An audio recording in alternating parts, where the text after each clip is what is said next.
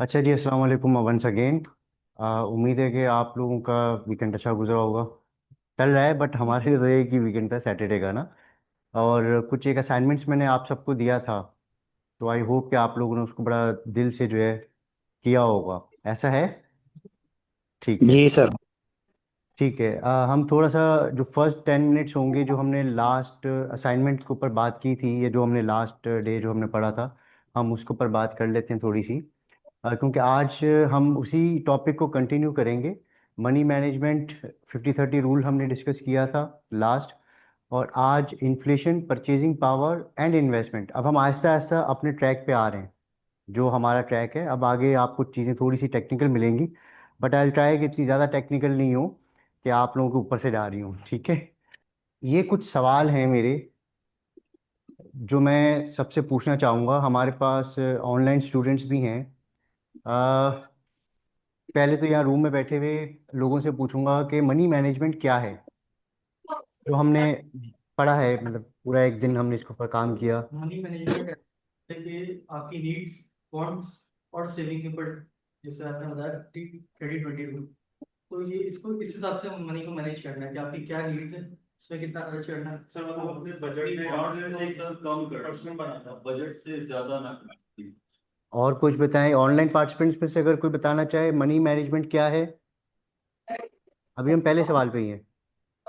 आज का जो हमारा डे होगा, उसमें हम क्या समझेंगे? इन्फ्लेशन समझेंगे। इन्फ्लेशन होता क्या है बेसिकली। ठीक है। परचेजिंग पावर किस बला का नाम है। सेविंग्स और इन्वेस्टमेंट्स में डिफरेंस क्या है, जो हमने कल भी डिस्कस किया था, यस्टरडे। एंड इमरजेंसी फंड का कॉन्सेप्ट समझेंगे कि इमरजेंसी फंड है क्या और क्यों ज़रूरी है। फिर आ जाएंगे हम थोड़ा सा रिस्क एंड रिटर्न्स का, जो बेसिक कॉन्सेप्ट है कि रिस्क एंड रिटर्न, इसको हम कैसे अंडरस्टैंड कर सकते हैं बहुत आसान अल्फाज में। आई ट्राई, जो हमारी डेली रूटीन में हम चीज़ें करते हैं। और स्टॉक मार्केट को वेल्थ क्रिएशन से कैसे कनेक्ट किया जाए, तो इसके ऊपर हम बात करेंगे, क्योंकि हम आहिस्ता आहिस्ता अपने टॉपिक की तरफ आ रहे हैं। और क्योंकि जब तक आपकी बेसिक्स स्ट्रांग नहीं होंगी, बेसिक कॉन्सेप्ट्स क्लियर नहीं होंगे, आप उस, मतलब जाहिर सी बात है, stock market is a vast area ना, मतलब एक वास्ट फील्ड है। उसको समझने के लिए बेसिक्स बहुत ज़रूरी हैं, जो हम स्टार्ट से लेके चल। एक्सपेंसेस और अपने टोटल जो भी आपका पैसा आपके पास है उसको किस तरीके से मैनेज करें। ठीक है। और एक्सपेंसिव और इनकम को किस तरह से बैलेंस करना। ठीक है। ठीक है। और कुछ बताएंगे आप लोग? ऑनलाइन पार्टिसिपेंट से मैं सवाल कर रहा हूँ। सर जी इसमें sir. Fair distribution between needs want saving and investment. ठीक है। सर मनी मैनेजमेंट का मतलब है कि आप जितना अर्न कर रहे हैं उस हिसाब से आपके एक्सपेंसेस हों और आपके पास एक इमरजेंसी फंड में बैकअप हो। ठीक है। चलिए, ये सर पॉइंट्स, इनके आंसर्स मैं सबसे लास्ट में दूंगा आप लोगों को। ठीक है। इनकम एक्सपेंसेस, इनकम एक्सपेंसेस क्या होते हैं? बेसिक से सवाल है। इनकम और एक्सपेंसेस क्या होते हैं? इनकम के लिए आपकी इनकम जो आप कमाते हो और इनकम एक्सपेंसेस सर जो आप जो एक्सपेंस करते हो, जो खर्च करते हो। जी, मुझे ज़रा ये फिजिकल क्लास से क्वेश्चंस लेने दें, फिर मैं ऑनलाइन की तरफ भी आता हूँ जी। आप थोड़ा ज़ोर से बोल रहे हैं, आपको आवाज़ आ रही है इनकी? इनकम का मालिक कमाया जो एक्सपेंसिव जो उसका वो। चलें, ये बहुत सिंपल हो गया। ऑनलाइन में से बताएं, इनकम एक्सपेंसेस क्या है? इनकम जो सर कमाया और एक्सपेंस जो खर्चा किया। चलिए, ज़्यादातर यही सवाल के जवाब आ रहा है। ठीक है। 50-30 रूल क्या है? बड़ा इंपॉर्टेंट। आप में से कोई यहाँ से, 50-30 रूल क्या है? भैया ये। ठीक है। ऑनलाइन में से कोई बताना चाहे 50-30 क्या रूल क्या है? ये ऑनलाइन पार्टिसिपेंट्स की बात हो रही है, कोई भी बता सके कि 50-30 रूल क्या है। needs, wants, and investments. ठीक है। अच्छा। सवाल नंबर 4 है, नीड और वांट में क्या डिफरेंस है? जरूरियात और ख्वाहिशात, जरूरियात जो भी हर सूरत पे करना, जैसे हाउस रेंट वगैरह हम क्या जरूरत से गुजरा होगी, वो वांट में जो हमारी ख्वाहिश है, अगर हम चाहें तो हम नहीं भी करें और अगर करेंगे तब भी लाइफ स्टाइल। सही है। ऑनलाइन में से कोई बताएं, नीड और सर वांट में क्या डिफरेंस है? इसका मतलब होता है कि आपकी जो ज़रूरियात हैं वो तो हर हाल में जो आपने पूरी करनी होती हैं। वांट में वो चीज़ें आती हैं जो आप आसाइश के लिए यूज़ करते हैं, जैसे गाड़ी अगर किसी ने रखी है तो वो एक आसाइश में, अन्य वांट में आती है। तो नीड में जो बेसिकली रोटी कपड़ा और मकान, जो आपकी हर मतलब की ज़रूरत की चीज़ें हैं डेली बेसिस पे। सही है, वेरी सिमिलर। क्वेश्चन नंबर 5, बड़ा इंपॉर्टेंट। पे योर सेल्फ फर्स्ट का क्या मतलब है? पे योरसेल्फ का मतलब ये है कि इंसान अपने आप पर जो है वो खर्च करे, अपने स्किल्स को डेवलप करे और अपने अंदर ऐसे चीज़ें लेकर आए जो उसको जो है वो इनकम सपोर्ट के लिए, वो इनकम सपोर्ट में वो मदद करे। चलें और बताइए। प्रॉफिट बुकिंग करना। प्रॉफिट तो एक अलग चीज़ हो गई है। ठीक है, सैलरी में से सेविंग्स सर, निकालना। जैसे कि हम आपको ज्वाइन किया है, we are paying on our self to learn, ठीक है। टू ठीक है। जनरेट द और मोर रिसोर्स फॉर अर्निंग। और कोई पॉइंट्स? पे योर सर अपने सेल्फ आप फर्स्ट। इनकम में से सेविंग्स को पहले सबसे पहले अलग करना, उसके बाद ये भी एक्सपेंसेस को। ठीक अपने है, आप पे अपनी इन्वेस्ट कर रहे हैं। सेविंग्स को निकाल के अपने लिए सेव करना। आगे और? अपने आप पे इन्वेस्ट करना सर। ठीक है, अपने आप पे इन्वेस्ट करना। चलें, ये सवाल जो है ना, आप स्क्रीनशॉट लें, हम लास्ट में इसके ऊपर जो है ना डिस्कशन करेंगे और कोशिश करेंगे कि एक वन लाइनर आंसर आप लोगों को मिले जो हमेशा आपको याद रह जाए, क्योंकि ये बड़े इंपॉर्टेंट सवाल हैं। वैसे तो बहुत छोटे से सवाल हैं, बेसिक सवाल हैं, बट ये आपकी आने वाली जो जर्नी होगी स्टॉक मार्केट की, इन्वेस्टमेंट की और सेविंग्स के हवाले से, उस जर्नी में बहुत बड़ा रोल प्ले करेंगे ये सवाल। तो हम अपना जो है टॉपिक स्टार्ट करते हैं आज का।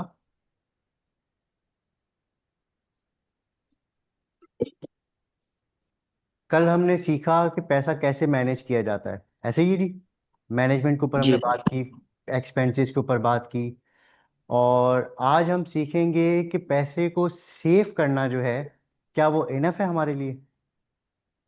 क्या अगर हम सेव कर रहे हैं, मिसाल के तौर पे आपने कहा कि जी 50-30 रूल हमने अप्लाई किया कि जी 50% हमारी नीड्स हो गई, 30% हमारी वांट्स हो गई और 20% हम सेविंग पे चले गए, तो क्या सेविंग करना इज इनफ?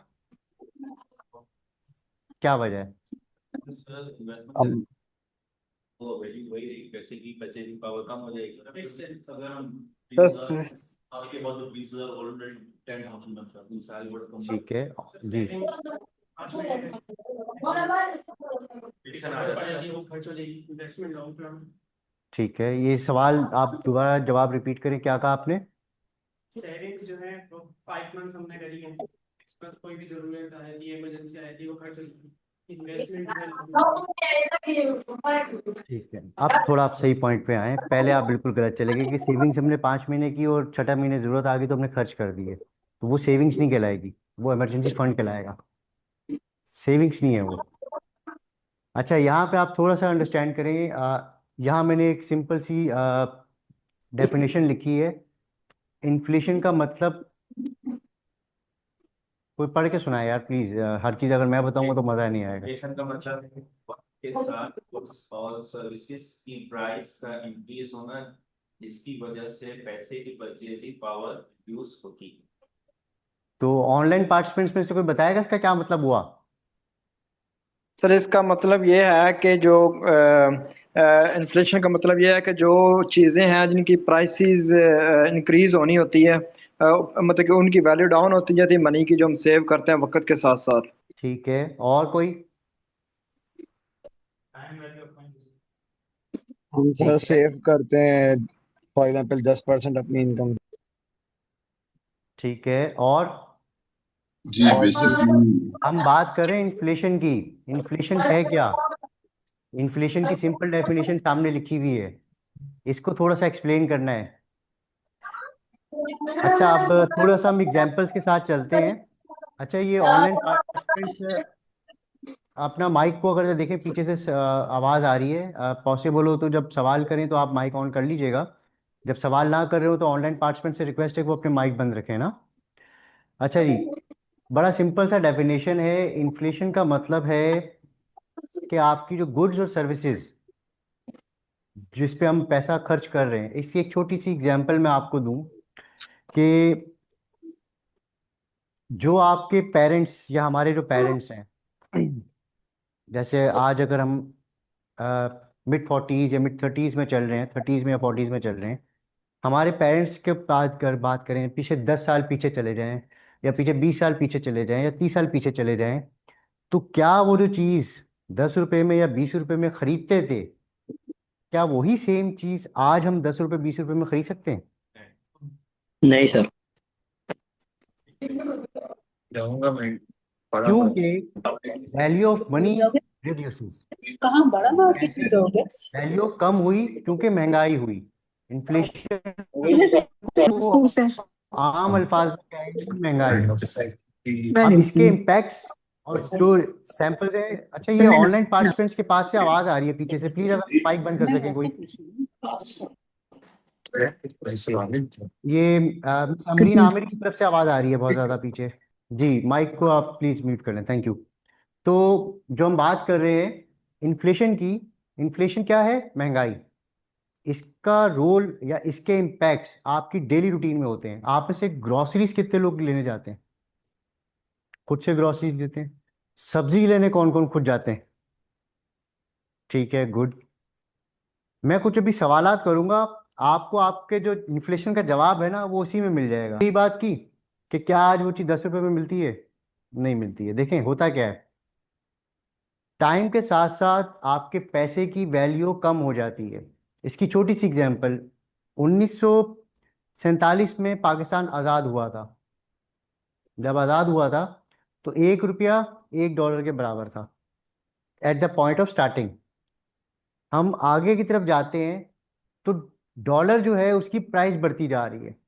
1950 में कहीं जाके $1 3 रुपए पे चला गया था। ये $1 3 रुपए पे चला गया था, यानी कि मैं अपने 3 रुपए दूंगा तो वो $1 ले सकूंगा। क्या मतलब हुआ कि उस पैसे की कदर या उसकी जो वैल्यू है वो कम हो गई। और अभी हम क्या डिस्कस कर रहे हैं? इंपॉर्टेंट पैसा। स्टॉक मार्केट में पैसा ही है ना भाई,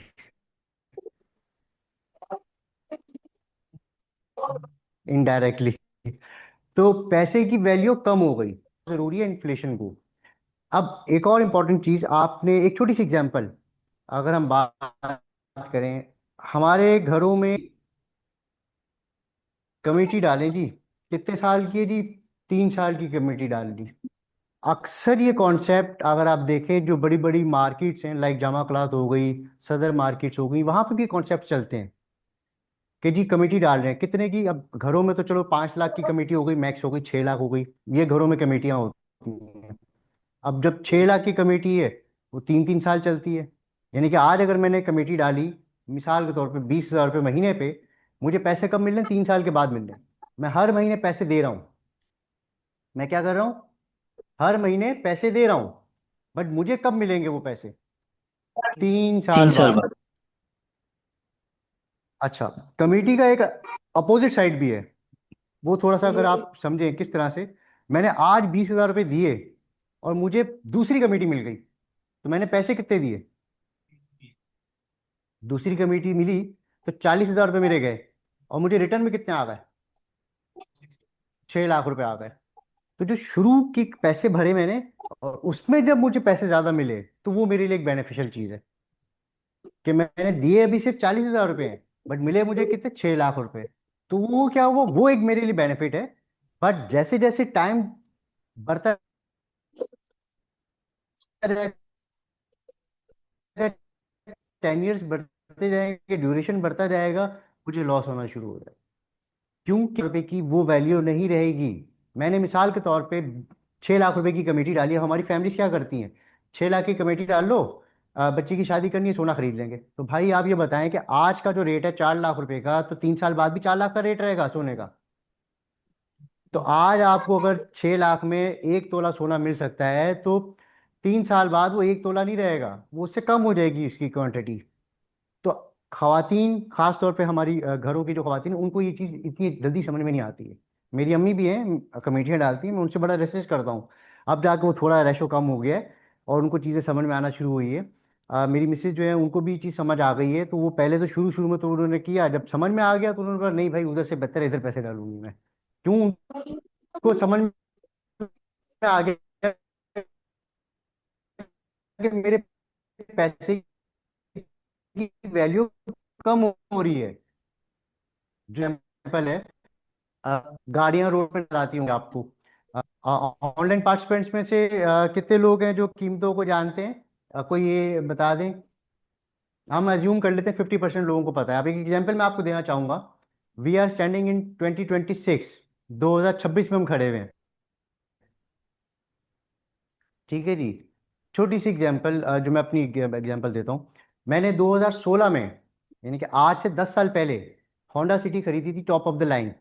आज अगर मैं वो गाड़ी खरीदने जाता हूँ तो वो कितने की आती है? 60 50-60 लाख प्लस की। है वो गाड़ी। कितने की है? 60 से 70 और जो लाख मैंने की। गाड़ी 10 साल पहले खरीदी, सेम ये गाड़ी 19,20,000 रुपए की। कितना डिफरेंस आ गया 10 साल में। तो अगर मैं बहुत मिसाल के तौर पे 10 साल तक पैसे जोड़ता रहता और बोलता यार मैंने 19 लाख रुपए जमा करने हैं, तो क्या मैं वो 19 लाख वाली गाड़ी जो उस वक्त जो 19 लाख की थी आज मैं वो खरीद सकता था? नो। तो बाइक आती नहीं है सर। आज कोई बाइक। गाड़ी नहीं है। एग्जैक्टली। बिल्कुल बाइक आएगी, क्योंकि उसको खा गई इन्फ्लेशन, उसको खा गई महंगाई, क्योंकि मेरे पैसे की वैल्यू मैं खुद गिरा रहा हूँ। मेरे पैसे की वैल्यू मैं खुद गिरा रहा हूँ। एग्जाम्पल, मैंने कहा यार मुझे एक साल में, जैसे हमने कल जिक्र किया कि मुझे एक साल में गाड़ी खरीदनी है। हम अक्सर गलती क्या करते हैं, आज की वैल्यू लगाते हैं उस गाड़ी की कि यार मिसाल के तौर पे मैंने गाड़ी खरीदनी है, एक साल बाद उसकी कीमत है 1 करोड़ रुपए। आज की कीमत है 1 करोड़ रुपए। तो क्या एक साल बाद भी उस गाड़ी की कीमत 1 करोड़ रहेगी? जबकि हमने जहन में क्या सोचा है कि मुझे कितने पैसे जमा करने हैं भाई? 1 करोड़ रुपए जमा करने, क्योंकि मैं आज की वैल्यू को देख रहा हूं। बट मैं ये नहीं देख रहा कि एक साल बाद उसकी वैल्यू 1 करोड़ रहेगी या नहीं रहेगी भाई। एक साल बाद मैंने 1 करोड़ रुपए जमा कर लिए, जब मैं शोरूम पे गया तो पता चला जी उसकी प्राइस तो 20% से इंक्रीज हो गई, 25% से इंक्रीज हो गई। मैं फिर वहीं का वहीं रह गया, गाड़ी नहीं खरीद सका, जबकि 1 करोड़ रुपया है मेरे पास।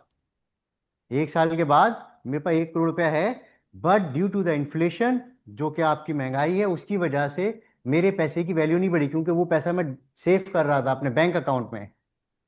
कहाँ सेव कर रहा था? मैं अपने बैंक अकाउंट में सेव कर रहा था। और मैंने इस चीज को कंसीडर ही नहीं किया कि भाई महंगाई भी तो होगी एक साल में। अब जैसे आप देखें, पहले पेट्रोल प्राइसेस हर 2 महीने में बढ़ती थी, 2 महीने से 1 महीने पे आ गई। 1 महीने से वो साइकिल जो है पेट्रोल प्राइसेस का जो इंक्रीज या डिक्रीज करना है, 15 दिन पे आया था, ऐसे ही नहीं।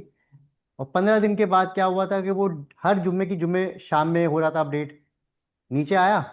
अब क्या हो रहा है? अब वो डेली हो रहा है। और अब आप अंदाजा ही नहीं लगा सकते कि एक साल बाद पेट्रोल प्राइस क्या होगी, क्योंकि वो डेली बेसिस पे चेंज हो रही है। अब देखें, अगर कोई चीज हाफ ईयरली बेसिस पे, एनुअल बेसिस पे चेंज होती है तो हमें अंदाजा लगाना आसान हो जाता है, क्योंकि हम पास्ट डेटा उठाते हैं, उसको एनालाइज करते हैं और हम आगे फ्यूचर को प्रिडिक्ट कर लेते हैं। बट जब एक चीज डेली बेसिस पे हो रही होगी तो उसकी एवरेज वेटेज निकालना बहुत मुश्किल हो जाता है। और आप अगर देखें न्यूज़ के अंदर जब चला था कि भाई हम डेली बेसिस पे पेट्रोल प्राइसेस निकालेंगे, तो इस पे काफ़ी सारे गवर्नमेंट के डिपार्टमेंट्स की तरफ से इश्यूज क्रिएट हो गए थे, क्लेम्स आए गए थे, भाई हम ये कैसे करेंगे, बहुत मुश्किल है ये मैकेनिज्म जो है, ये बहुत मुश्किल मैकेनिज्म है। बड़े बड़े इकोनॉमिस्ट ने कहा कि ये तो बड़ा मुश्किल डिसीजन है ये। बात समझ रहे हैं? तो अब आप सोचें कि जब इतने बड़े बड़े इकोनॉमिस्ट के लिए ये चीज़ मुश्किल है, तो एक आम लेमैन के लिए समझना कितना मुश्किल होगा। तो हम यहाँ पे इन चीज़ों को बेसिक्स में डीपली जाके अंडरस्टैंड करेंगे। वंस अगर आपको ये चीज़ें समझ में आ गई ना, तो खाली आप एक न्यूज़ देखेंगे आपको पता लग जाएगा कि होने क्या जा रहा है। अब जो एक्सपर्ट्स होते हैं वो क्या करते हैं, अगर मैं अपनी एक छोटी सी एग्जांपल लूँ, मुझे तकरीबन 16 साल से ऊपर हो गए मार्केट में बैठे हुए, सीखा। मेरे सामने सिर्फ स्क्रीन पे चार्ट्स आ जाए किसी भी स्टॉक के, कुछ इंडिकेटर्स हैं जो मैंने अपने स्टैंडर्ड किए हुए हैं, मैं उन इंडिकेटर्स को लगा के सिर्फ उन चार्ट्स को सिर्फ एक नज़र देखूंगा। हार्डली मुझे कितने मिनट लगेंगे? 5 मिनट भी नहीं लगेंगे। मैं एनालाइज कर लूंगा कि यार अब होने क्या जा रहा है यहाँ पे। बेशक गैप का इल्म अल्लाह ताला के पास है, बट जो डेटा है उसको हम एनालाइज कर लेते हैं। इसी तरह से एक छोटी सी एग्जांपल मैं यहाँ पे दूंगा। वो ये कि जैसे आप लोगों ने पिकासो पाब्लो का नाम सुना होगा, जो बड़ा मशहूर पेंटर था फ्रांस का। एक किस्सा है, मैं सुनाना चाहूंगा आप सबको, बड़ा इंटरेस्टिंग किस्सा है। कि एक लेडी उसको बाजार में मिलती हैं। उस लेडी ने उससे कहा कि आप पाब्लो पिकासो हैं? उसने कहा यस। तो उसने एक पेपर उठा के उनको पकड़ा दिया कि सर मुझे कुछ ड्राफ्ट करके पेंट करके दे दें इसके ऊपर। उसने हार्डली 30 सेकेंड्स में वो पेंटिंग कर ली। 30 सेकेंड्स में एक पेंटिंग बनाई। एंड देन उस लेडी को देते हुए कहा कि मैम इसकी कीमत है 50 लाख रुपए। तो लेडी हैरान कि आपने सिर्फ 30 सेकेंड लगाए हैं और ये मुझे पेंटिंग बना, कोई एक्स्ट्रा चीज नहीं, सिंपल सा आपका पेंटर था, जो पेंट होता है ब्रश, और ये चीज हो गई। उसने कहा आप एक काम करें, सामने एक बड़ी पेंट गैलरी है, वहां जाएं, उनको बताएं कि पाब्लो पिकासो की पेंटिंग है, इसकी कीमत क्या होगी। वो लड़की गई वहां पे, जो फीमेल थी। उसने कहा कि ये पाब्लो पिकासो की पेंटिंग है, नीचे उसने साइन किया अपना। And he she asked what is the price of this painting. उसने स्टार्टिंग में बोला जी 50 लाख रुपए। वो लेडी वापस आई एंड सेड कि सर मुझे ये चीज सीखनी है आपसे कि 30 सेकंड में मैं पेंटिंग बनाऊं और 50 लाख रुपए की हो जाए। तो उसने ये बात कही बड़ी सिंपल सी, कि इस 30 सेकंड की पेंटिंग को बनाने के लिए मुझे 30 साल लग गए। This is called experience, expertise. कि आप एक फील्ड में अपने आप को एक्सपर्ट करते चले जाएं, तो आप सिर्फ एक नजर घुमाएंगे और चीजें आपके सेकंड्स का काम है। वही चीजें आपने यहाँ देखनी है, बेसिक्स हैं। जो मैं अक्सर बोलता हूँ ना कि हमारी जो खवातीन हैं या हमारी जो बच्चियां हैं, उनको चीजें पता होनी चाहिए, ताकि जब बाहर कुछ हो रहा हो इम्पैक्ट, तो उनको पता हो ये किस तरह से चीजें सॉर्ट आउट करनी है। हम थोड़ा सा इन्फ्लेशन को डीप डाउन करेंगे और क्वेश्चंस में से आखिर में लूंगा, ठीक है। अभी जो मैंने एक सवाल किया था कि ग्रोसरीज लेने आप में से कौन कौन लोग जाते हैं, सब्जी खरीदने कौन कौन लोग खुद जाते हैं, उसका बड़ा ही मेजर इम्पैक्ट है हमारे इन्फ्लेशन के ऊपर। मैं खुद जाता हूँ ग्रोसरी स्टोर पे एवरी मंथ। मेरा राशन जो आता है मैं खुद बकायदा, मेरी मिसेज एक लिस्ट बना के देती है, मैं खुद जाता हूँ। और जो मेरा ग्रोसरी स्टोर वाला है, उसने भी काफ़ी अच्छी इन्वेस्टमेंट्स की हुई है, और बकायदा मुझसे डिस्कशंस करते हैं प्राइसिंग के ऊपर लेके। अच्छा अभी सब्जी लेने कौन कौन गया था लास्ट वीक की अगर हम बात करें अपनी? आप गए थे। टमाटर क्या रेट चल रहा था सर? 400 ऐसे ही है। अब आप अगर गौर यस सर। करें, यही टमाटर हम 20 रुपए का भी लेते हैं किलो, 25 रुपए का भी किलो लेते हैं यही टमाटर। इसी तरह से खीरा कौन कौन लेके आता है घर में अपने? सब लाते हैं। क्या रेट में लुकमान भाई अपना कैमरा ऑफ कर दें। आपको 20 रुपए में 50 रुपए के, बात समझ रहे हैं आप मेरी? अब ये सब्जी जो हम रेगुलरली यूज करते हैं, सर आवाज कभी कट रही महंगी है हो आपकी। जाती है, कभी सस्ती हो जाती है। अच्छा आप सही आ रही है मेरी आवाज? लुकमान लुकमान लुकमान भाई भाई अपना अपना कैमरा ऑफ कैमरा कर दें। बंद कर लें। हेलो।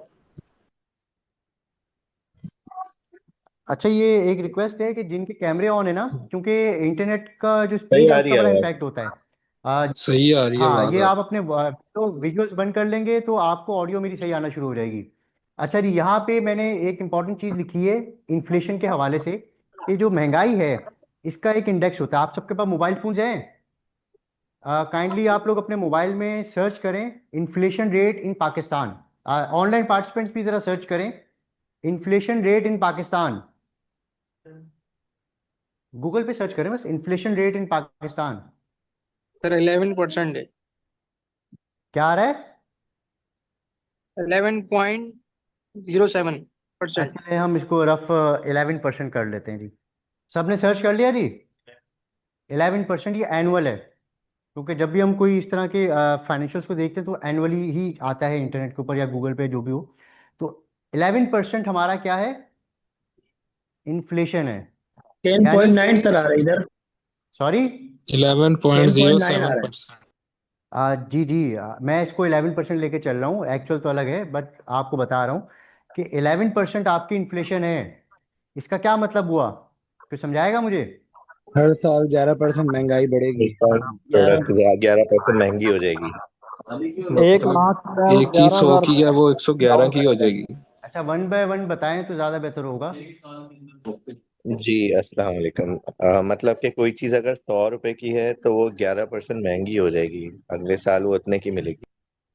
और कोई बताना चाहे? Real value of money reduce कर जाएगी 11% से। बिल्कुल। और कोई? अगर किसी के पास 1 लाख रुपए है तो नेक्स्ट ईयर तक वो 11,000 कम हो जाएगा। एग्जैक्टली। इन्फ्लेशन रेट जो है ये हमें बताता है कि आपके पैसे की वैल्यू एक साल में कितनी हो सकती है। अच्छा, ये रेट भी जो होता है क्योंकि हर महीने डेली बेसिस पे अपडेट हो रहा होता है, हमारे पास हर महीने का एक नंबर आता है सीपीआई का। हर महीने कंज्यूमर प्राइस इंडेक्स, सीपीआई कहलाता है कंज्यूमर प्राइस इंडेक्स। अगर आपको महंगाई को नापना है कि महंगाई क्या होगी, वो आप किससे देखेंगे? गूगल पे भी सर्च करेंगे तो आपको सीपीआई मिलेगा, कंज्यूमर प्राइस इंडेक्स। अच्छा, अब ये किन चीज़ों से जज किया जाता है कि जी कंज्यूमर प्राइस इंडेक्स क्या होगा? कंज्यूमर प्राइस इंडेक्स बेसिकली आपका इन्फ्लेशन होता है, सीपीआई इसको कहलाते हैं। अब देखें, इसकी एक बास्केट बनी है, मेजर बास्केट्स हैं, फिर इसके अंदर डीप डाउन हम जाते हैं। जैसे यहाँ पे अगर आप देखें foods and non alcoholic beverages, जो मैं आपसे जिक्र कर रहा हूँ, ग्रॉसरी की बात कर रहा हूँ मैं। कभी आप देखें आटा जो है वो 50 रुपये महंगा हो जाता है, कभी आटा 10 रुपये सस्ता हो जाता है। होता है नहीं होता है? तेल खरीदने जाते हैं हम, कुकिंग ऑयल, कभी महंगा हो रहा है तो कभी सस्ता हो रहा है। दाल चीनी, इनकी प्राइसेस ऊपर नीचे हो रही होती हैं एवरी डे, हर 2 दिन में 3 दिन में चीज़ें फर्क आ रही होती है, तो उसका इम्पैक्ट आपके घर पे, आपकी इनकम पे भी हो रहा होता है। अब इसकी कुछ बास्केट्स हैं, कैटेगरीज हैं बेसिकली। पहली कैटेगरी है food and non alcoholic beverages, जिसमें आटा चावल घी दालें, बेसिक नीड्स आपकी। क्या है ये? बेसिक नीड्स हैं आपकी। दूध मीट चिकन एग्स, बेसिक्स है ना ये आपकी, नेसेसरी चीज़ें हैं ये। सब्जियां और फ्रूट्स। अब आप एक चीज़ ऑब्जर्व करें कि जैसे जैसे महंगाई होती है फ्रूट प्राइसेस इंक्रीज हो जाती हैं।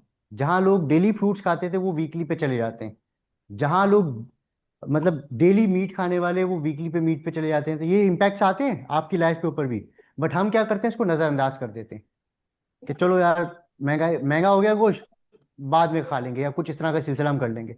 बट हम अगर यही चीज़ें जो बजटिंग मैंने आपको बताई है उसके अकॉर्डिंग चलें तो हम इस चीज़ को बहुत आसानी से मीट कर सकते हैं, सिर्फ बजटिंग के ऊपर। इन्वेस्टमेंट तो अलग चीज़ है। इन्वेस्टमेंट क्योंकि इनकम तो इंक्रीज नहीं हो रही ना हमारी, तो हमें तो उसी बजट में उसी साइकिल में रह के अपने सारे काम करने पड़ेंगे, उसी सर्कल में रह के।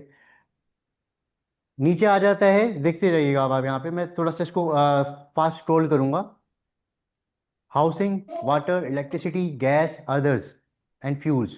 इलेक्ट्रिसिटी का बिल भरना ही भरना है, नहीं तो इलेक्ट्रिसिटी वाले आके बिजली काट जाएंगे भाई।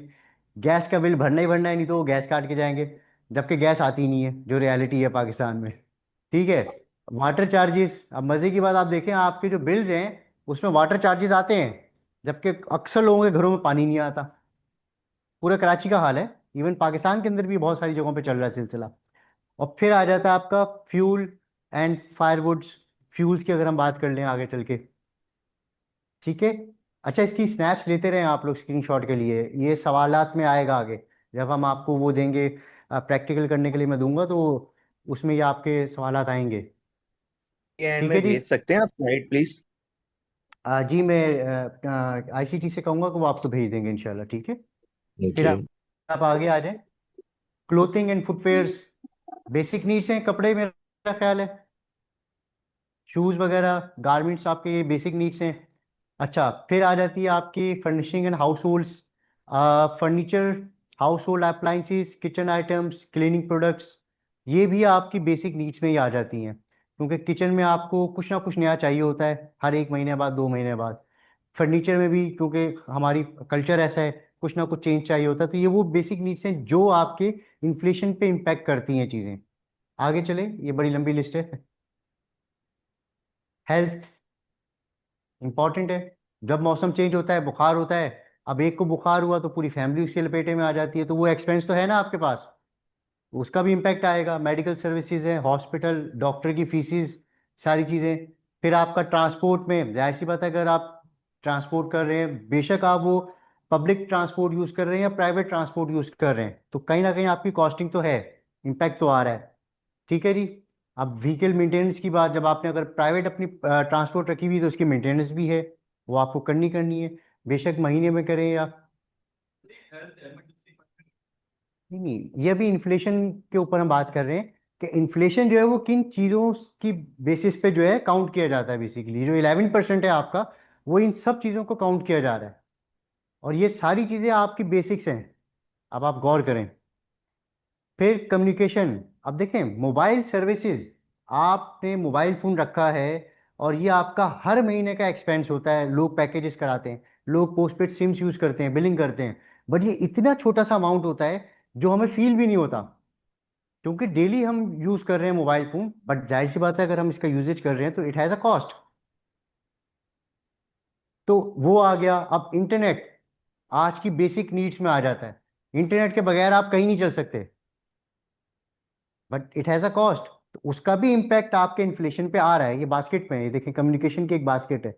टेलीफोन सर्विसेज ये उसी में आ जाता है, क्योंकि अक्सर ऑफिस में लैंडलाइंस फ़ोन लगे हुए होते हैं, तो ये सारी चीज़ें उसमें आ जाती हैं। यहाँ पे आपको एक चीज़ क्लियर करता चलूँ, मेरी कोशिश ये है कि बेसिक्स जो है ना आपकी, वो बहुत स्ट्रांग होनी चाहिए, क्योंकि जब तक आपकी बेसिक्स स्ट्रांग नहीं होंगी ना, आप जब आगे की जर्नी स्टार्ट करेंगे, हम जो जर्नी स्टार्ट करेंगे स्टॉक मार्केट वाली, उसमें फिर आपको परेशानी आना शुरू हो जाएगी, क्योंकि उसमें इन्फ्लेशन का बड़ा रोल है, उसमें आपकी बजटिंग का बड़ा रोल है, उसमें आपके जो 50-30 रूल्स हैं, और जो हम बातें भी यहाँ कर रहे हैं, मनी मैनेजमेंट, बहुत बड़ा रोल है उसमें। तो जो मैं आपको बेसिक्स बता रहा हूँ, इसको आपने बहुत ज़्यादा फोकस्ड होके अंडरस्टैंड करना है, अदरवाइज आगे की जर्नी बहुत टफ हो जाएगी आपके लिए, क्योंकि फिर वो बड़ा अजीब सा लगेगा कि हम चीज़ें आगे अच्छी लेवल पे चल रही हैं और आप बेसिक सा सवाल कर दें वहाँ पे, तो बहुत अजीब सा लगेगा। तो ट्राई कीजिएगा कि जो हम चीज़ें डिस्कस कर रहे हैं अभी बेसिक्स, क्योंकि स्टार्टिंग के जो जो फर्स्ट मैंने आपसे जिक्र किया फाउंडेशन, जो हमारे जो 4 हफ्ते हैं ये फाउंडेशन पे होंगे, उसके बाद फिर हम दूसरी चीज़ों पे आएंगे। तो इस फाउंडेशन को जितना हो सकता है डीपली अंडरस्टैंड करें और उसको सीखें, क्योंकि ये वो चीज़ें हैं, फाउंडेशन है, बेसिक्स हैं, जो आपकी डेली लाइफ रूटीन में भी इम्पैक्ट क्रिएट करेंगी। अभी हम इसको स्टडी कर रहे हैं, इंशाल्लाह जब ये 4 वीक्स खत्म हो जाएंगे तो आपको आइडिया होना शुरू हो जाएगा नेक्स्ट मंथ से कि हाँ यार, फ्यूल प्राइस बढ़ गया या इंटरेस्ट रेट बढ़ गया, उसका इम्पैक्ट मेरे घर पे क्या आएगा, जो मैंने शुरू में एक दिन आपसे बात की थी। ठीक है जी, नजर आ गया आपको? चलिए हम आगे चलते हैं। अच्छा, अब आप एक चीज और ऑब्जर्व करें, जैसे कि इंटरटेनमेंट, मोस्टली लोग सिनेमा वगैरह भी जाते हैं, तो वो भी एक कॉस्ट है ना हमारी। चलो महीने में एक दफा, 2 महीने में एक दफा, 3 महीने में एक दफा, 6 महीने में एक दफा सिनेमा तो यकीनन सभी गए होंगे, मेरा ख्याल है ऐसे ही है, तो वो भी एक कॉस्ट है। बुक्स हो गई, फिर आपका स्पोर्ट्स, अब अक्सर लोगों को स्पोर्ट्स का शौक होता है। अब स्पोर्ट्स में आपकी जो स्पोर्ट्स प्लेयर्स होती हैं, बैट बॉल हो गया, फुटबॉल हो गया, बैडमिंटन हो गया, कुछ भी हो गया, या फिर जैसे आजकल इंडोर्स का बड़ा एक कल्चर चल रहा है, तो वो भी एक कॉस्ट है आपकी, तो उसको भी यहाँ पे काउंट किया जा रहा है आपकी इन्फ्लेशन में। बेशक अगर आप स्पोर्ट्स नहीं खेलते हैं, बट उसका इम्पैक्ट आपके ऊपर आ रहा है इन्फ्लेशन की शक्ल में।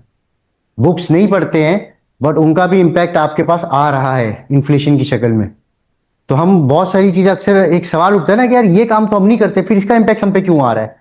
तो वो एक पूरी बास्केट है जिसका इम्पैक्ट हम पे आएगा। अब जैसे मिसाल के तौर पे हम पाकिस्तान में रहते हैं और हम बात करें यूएस के मॉडल की, तो वो फजूल है बात, क्योंकि हम तो पाकिस्तान के मॉडल को चलेंगे ना, जो पाकिस्तान की इकनॉमी हम उसको लेके चलेंगे। तो वही चीज़ है कि हम वो चीज़ अपनी पर्सनल लाइफ में इस्तेमाल करें या ना करें, उसका इम्पैक्ट हमें मिलेगा। ठीक है जी, क्लियर है क्या? अब यहाँ पे एक और इंपॉर्टेंट चीज, जैसे एजुकेशन। अब होता क्या है, बच्चों की स्कूल की फीसिस हम रेगुलरली पे कर रहे होते हैं, बट वो वंस इन अ मंथ जाती है तो हमें इतना महसूस नहीं होता ये, क्यों? हमने उसको फिक्स एसेट में डाला हुआ है। ट्यूशंस की फीस जारी होती है रेगुलरली बेसिस पे, बट वो एक दफा जाती है महीने में, तो वो एक दफा पे किया, उस दिन तो याद रहा, उसके बाद भूल गए हम, बट उसका इम्पैक्ट हमारी इनकम पे पड़ रहा है। जाहिर सी बात है कि इनकम का कुछ परसेंटेज तो जा रहा है ना उसमें से। इसी तरह से जो एजुकेशनल मटेरियल है, आपके जो बच्चों के नोट्स वगैरह होते हैं, चीज़ें होती हैं, बहुत माइनर सी होती हैं, पेंसिल्स वगैरह हो गए, शार्पनर्स हो गई, जो हम पेन वगैरह यूज़ करते हैं, बहुत माइनर सी कॉस्ट होती है, बट इसका इम्पैक्ट भी हमें मिलता है यहाँ पे। अब आप अंदाज़ा लगाएं ये कितनी बेसिक चीज़ें हैं, जो हम लाइफ में याद भी नहीं रखते हैं, एक्सपेंस हम कर देते हैं, याद भी नहीं रखते हैं, बट आप ये देखें कि उसका इम्पैक्ट ओवरऑल जब इन्फ्लेशन पे आता है तो वो आपकी लाइफ में पड़ रहा होता है। तो ये चीजें हमें याद करने की जरूरत है यहाँ पे। यहां तक क्लियर है आपको सारी चीजें? Yes sir. Yes sir, clear है। अब आप यहाँ देखें, रेस्टोरेंट्स, होटल्स, जो मैंने आपसे जिक्र किया था कि जी हम अपना लाइफस्टाइल दिखाने के लिए जो वांट्स हैं हमारी, कि यार उसने फलाने रेस्टोरेंट में खाना खाया, ठीक है जी हम भी जाएंगे, जबकि हमारा बजट इजाजत नहीं दे रहा, हमारी इनकम इजाजत नहीं दे रही, बट क्या है कि लाइफस्टाइल मेंटेन करना है, हम जाएंगे वहां पे। तो रेस्टोरेंट्स हो गया, केटरिंग हो गया, होटल अकोमोडेशन हो गया, ये सारी चीजें होती हैं। अब एक एग्जाम्पल के तौर पर मैंने हैदराबाद जाना है, मैं हैदराबाद में जाके होटल्स में रह रहा हूँ, रिलेटिव्स क्या नहीं रह रहा भाई। अब रिलेटिव्स क्या रहने से मुझे पैसे तो बच जाएंगे, होटल में खर्चा हो जाएगा, बट आप अगर ऑब्जर्व करें कि उसका इंपैक्ट भी आपके इन्फ्लेशन पे आ रहा है। ये सारी चीजों का इंपैक्ट जो आपकी लाइफ में यूज कर रहे हैं आप, भले आप कर रहे हो या ना कर रहे हो, इंपैक्ट आपको मिलेगा उसका। फिर मिसलेनियस में आपके पर्सनल केयर प्रोडक्ट्स हो गए, ब्यूटी सर्विसेज हो गई, इंश्योरेंस, फाइनेंशियल सर्विसेज, ईटीसी, ये सारी चीजें काउंट की जाती हैं इन्फ्लेशन के अंदर।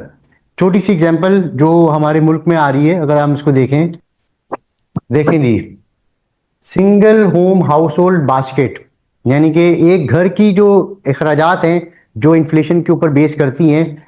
हम एग्जांपल ले लें, 40% आपका राशन हो गया, फूड हो गया। अगर आप गौर करें, जब आप अपनी सैलरी लेके आते हैं, पहले जो राशन आपका 10,000 में आ जाता होता था, आज वही राशन आपका 30,000 में आ रहा है। जो चीज आप पहले 5,000 में ले आते थे, ग्रोसरी की मैं बात कर रहा हूँ, जो फूड की बात कर रहा हूँ, 5,000 में आ जाती थी, आज वही चीज 15,000 18,000 में आ रही है। इसकी छोटी सी एग्जांपल कुकिंग ऑयल की मैं लूं, जैसे डालडा हो गया, मिजान हो गया, इस तरह के जो डालडा कुकिंग ऑयल्स हैं, क्या लीटर चल रहा है वो कुकिंग ऑयल, किसी को पता है? 500 से प्लस है। 600। अब अगर आप थोड़ा सा पीछे जाएं, 2 साल या 3 साल पीछे चले जाएं, तो क्या ये 500 रुपए का था? 250 Half the इस रेंज में आ price. रहा था। और थोड़ा सा और पीछे जाएं तो ये 130 140 रुपए में मिल रहा होता था। डिफरेंस देख रहे हैं आप? तो ये डिफरेंस का इंपैक्ट आपके ऊपर पड़ा ना। अब आप मुझे बताएं, जो 500 रुपए लीटर जो पिछले 5 साल में ऑयल आया है, 5 साल से 6 साल में, क्या इसी स्पीड से आपकी इनकम बढ़ी है 5 साल में? अगर एवरेज आप काउंट करें तो नहीं बढ़ी है। तो इसका क्या मतलब हुआ कि इन्फ्लेशन जो है वो आपकी इनकम से ज्यादा है। मतलब 11% बहुत होता है भाई। 100 रुपए में से 11 रुपए आपकी इन्फ्लेशन खा गई आपके पैसे को यार। सर ये तो गवर्नमेंट की तरफ से आप समझ ही नहीं रहे ना, गवर्नमेंट की तरफ से है या किसी भी तरफ से है, हमें इस चीज को बीट करना है, तभी हम उस जो फाइनेंशियल फ्रीडम वाली जो लाइफ है ना वो हम जी सकेंगे। देखें फाइनेंशियल फ्रीडम वाली लाइफ क्या होती है। अब एक छोटी सी एग्जांपल मैं देता हूं, जितनी इलीट क्लास है, एक एग्जांपल के तौर पे, जो वेल्दी हैं, बिजनेसमैन हैं, सारे हैं, बड़े बड़े रेस्टोरेंट्स में जाते हैं। अब आप एक चीज गौर से समझिएगा, उनमें और मिडिल क्लास में क्या फर्क होता है। जब हम मेन्यू मंगाते हैं तो हम सबसे पहले कुछ डिश पसंद करते हैं, तो उसके आगे हम क्या देखते हैं? Price. क्यों? क्योंकि वो हम पे इंपैक्ट करती है कि यार हमारा बिल कितना बन जाएगा। और एक वो शख्स है जिसको फर्क ही नहीं पड़ता, क्योंकि वो इस चीज से बहुत ऊपर हो चुका है। वो क्या करेगा? वो प्राइस नहीं देखेगा, ठीक है यार whatever द प्राइस, मंगा लो, खाना है, दिल कर रहा है। बात समझ रहे हैं आप मेरी? जब ये चीजें आप करना शुरू होंगे ना, तो आप उस फाइनेंशियली जो जकड़े हुए हैं ना, उस चीज से आप बाहर आ जाएंगे, फाइनेंशियल फ्रीडम में चले जाएंगे। और ये वाली लाइफ ना बड़ी मजेदार होती है जब आप फाइनेंशियल फ्रीडम वाली लाइफ जीते हैं। इसका मजा आप लोग लेंगे जब आपको चीजें समझ में आ जाएंगी। और बहुत बहुत मुश्किल काम है ये, इतना आसान नहीं है, बहुत मुश्किल काम है। तो housing and utilities, transport, clothing, health, education और अदर गुड सर्विसेज जो भी अगर हम करें, अब आप अगर गौर करें, 40 एंड 20%, 25% आपका मेजर यहाँ पे जा रहा है हाउसिंग, यूटिलिटीज, घर और फूड के ऊपर। ट्रांसपोर्ट क्योंकि इतनी ज्यादा होती नहीं है तो उसको 10% काउंट किया गया। क्लोथिंग, हर महीने तो हम कपड़े खरीदते नहीं है, खरीदे 4-5 महीने बाद खरीद लिए, 2 महीने बाद खरीद लिए, एक रेशो बना हुआ होता है। हेल्थ, क्योंकि अल्हम्दुलिल्लाह अब अगर लोग समझदार हो गए पहले की निस्बत, जैसे जैसे इंटरनेट बढ़ रहा है तो लोग अब एहतियात की तरफ भी जा रहे हैं, अपने हाइजीन का भी ख्याल कर रहे हैं, हेल्थ का भी ख्याल कर रहे हैं। तो ये रेशो कम हो गया है, 5% हेल्थ अगर हम करें। एजुकेशन, क्योंकि ये हमारी इनकम का बहुत माइनर सी चीज़ होती है, इतना ज़्यादा इस पर इम्पैक्ट नहीं होता, तो हमें इसलिए इतना फ़र्क भी नहीं पड़ता इस चीज़ का। अदर गुड सर्विसेज, कोई भी एक्स्ट्रा मिसलेनियस चीज़ें जो हम एक्सपेंस कर देते हैं अक्सर, तो ये एक बड़ा इंपॉर्टेंट चीज़ होती है। अब यहाँ पे देखें एक और चीज़ है कि कैटेगरीज की जो प्राइसेस हैं वो इनकी वेटेजेस के हिसाब से बढ़ती हैं, ओवरऑल जो है वो रेट कैलकुलेट किया जाता है। इसको थोड़ा सा डीपली आपने खुद से स्टडी करना है। अब मैंने आपको ये सारी चीजें बताई हैं, इसको डिटेल में आपने खुद से स्टडी करना है कि इन्फ्लेशन, अब ये वो बेसिक्स हैं जिसका इम्पैक्ट आता है हमारे पास। इसके अलावा और भी बहुत सारी चीजें हैं जिसमें आप समझ लें कि इंपोर्ट्स, अगर हम कोई गुड्स कर रहे हैं तो उसका इम्पैक्ट भी आपके यहाँ पे आ रहा होता है इन्फ्लेशन के ऊपर, बहुत सारी चीजें हैं। तो वो आपने खुद से इसको स्टडी करना है कि और क्या डीप डाउन हम कर सकते हैं, क्योंकि जो आप सेल्फ रिसर्च करते हैं ना उसका इम्पैक्ट आपको बहुत ज्यादा मिलता है रेदर देन कोई आपको सिखाए। अभी जो मैं आपको सिखा रहा हूँ ना उसमें से 1-2 पॉइंट से आपको याद रहेंगे, बाकी सब भूल जाएंगे आप। उसका सबसे आसान हल क्या है कि जब आप खुद रिसर्च करते हैं ना तो आपको याद रह जाती हैं वो चीजें। सेल्फ रिसर्च की भी एक हैबिट बनाएं आप अपनी, कि आज जो टॉपिक्स हमने पढ़े हैं, ठीक है यार, सर नुमान ने हमें ये चीजें बता दी हैं, बट इसको और डीपली हम किस तरह से स्टडी कर सकते हैं। जब आप इसको डीप डाउन करते जाएंगे ना तो आपका माइंड खुलना शुरू हो जाएगा कि हाँ यार ये पॉइंट भी है, ये चीज भी है, ये चीज भी है, और फिर आप उसको बारीक बीनी से देखेंगे। एक एग्जाम्पल, बाइक्स लोग यूज करते हैं, गाड़ियां यूज करते हैं, गाड़ियों के जो टायर होते हैं, बाइक के जो टायर्स होते हैं, अगर रनिंग ज्यादा है तो साल या 2 साल में टायर खराब हो जाएगा। रनिंग कम है तो 4-4 साल 5-5 साल गाड़ी के टायर चल जाते हैं। तो वो जो टायर है ना जो आप खरीदेंगे 4 साल बाद भी, उसका इम्पैक्ट भी आपको मिलता है आज। तो ये सारी चीजें आपको बेसिक्स समझने की जरूरत है। अगर आप इतनी माइक्रो चीजों को समझ गए ना तो आपके लिए पैसे को मैनेज करना, पैसे को ग्रो करना कोई बड़ी रॉकेट साइंस नहीं है। ये मैं आपको रियलिटी बता रहा हूं। और वो जो वॉरेन बफे की मैंने बात की थी आपसे कि जब तक जरूरत नहीं हो चीज नहीं खरीदो भाई, नहीं तो आपको जरूरत के वक्त वो जरूरी चीजें भी बेचनी पड़ जाएंगी। ये इंपैक्ट है। यहां तक क्लियर है सारी चीजें? Yes sir. अच्छा जी, इन्फ्लेशन के साथ, क्योंकि परचेजिंग पावर का बड़ा इंपॉर्टेंट रोल है, जैसे हमने अभी जिक्र किया, इन्फ्लेशन 11% है, तो 100 रुपए की चीज जो है वो 11 रुपए कम हो गई है, तो उसकी वैल्यू क्या हो गई? 89 रुपीज हो गई आज के हिसाब से। इन्फ्लेशन है ना भाई। अगर हम 100 रुपए आज जमा कर रहे हैं, अगले साल जो है, सॉरी, हाँ वो तो जी मैं वही बात कर रहा हूँ ना, परचेजिंग पावर की बात कर रहा हूँ। परचेजिंग यानी कि अब 100 रुपए मैंने जमा किए हैं बट वो मेरे पैसे कम हो गए ना यार। तो यहाँ परचेजिंग पावर का हम एग्जाम्पल ले रहे हैं कि आपके पास 1000 रुपए हैं, आज आपने उससे ग्रोसरी, फ्यूल कुछ भी लिया, 11% का रेशो कम हो गया, तो आज जो आपने 1000 रुपए की चीज खरीदी है, अगले साल आप वो 1000 रुपए की चीज नहीं खरीद सकते। ये चश्मा मैंने आज 1000 रुपए का है, बट अगर मैं अगले साल इसको लेने जाऊंगा तो ये 1000 रुपए का नहीं मिलेगा। ये 11% से क्या हो जाएगा? इंक्रीज हो जाएगा। ये इन्फ्लेशन है। और इससे क्या होगा नुकसान? मेरी इनकम नहीं बढ़ी, इन्फ्लेशन बढ़ गया, तो मेरा परचेजिंग पावर क्या हुआ?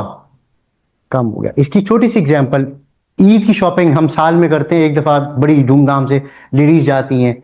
गौर किया आपने कभी, इस साल जो आपने ईद की शॉपिंग की मिसाल के तौर पे 10,000 रुपए की, क्या अगले साल भी वही सेम शॉपिंग 10,000 की जा सकती है? क्योंकि इन्फ्लेशन बढ़ जाती है। तो लोग क्या करते हैं, जहां वो 3 सूट लेने जा रहे होते हैं वहां 2 सूट ले लेते हैं। फिर क्या होता है, आपने अपनी इनकम नहीं बढ़ाई तो अगले साल फिर 2 सूट की जगह फिर आप 1 सूट लेके आ रहे होते हैं। ये रियलिटी है, ये लाइफ में होता है हर किसी के साथ। क्यों? क्योंकि हम इस इन्फ्लेशन को अंडरस्टैंड ही नहीं कर रहे। अगर हम देखें, 1 साल बहुत बड़ा होता है, अगर हम इन बेसिक्स को समझना शुरू कर दें अपनी डेली लाइफ रूटीन में, अपने डेली एक्सपेंडिचर्स के ऊपर, डेली खर्चों के ऊपर, तो हम इस चीज को खत्म कर सकते हैं। अब ये सारी चीजें मैं इसलिए बता रहा हूं कि जब हम स्टॉक मार्केट में जाएंगे, वहां कंपनीज को डिस्कस करेंगे, तो ये माइक्रो चीजें बड़ी काम आएंगी वहां पे आपके, बहुत माइक्रो चीजें काम आएंगी आपके। यहां तक क्लियर है कि आपको परचेजिंग पावर है? यही बात कर रहे हैं हम अभी। खरीद पाएंगे? क्योंकि इन्फ्लेशन इंक्रीज हो गया, परचेजिंग पावर कम हो गई, हमारी इनकम नहीं इंक्रीज हुई, हमारी इनकम वहीं खड़ी हुई है। हाँ, मजा तो अब आए कि इन्फ्लेशन के साथ साथ आपकी इनकम भी इंक्रीज कर रहे हो, तो आप बराबर आके खड़े हो गए। यहाँ भी ठीक है, अगर 11% से।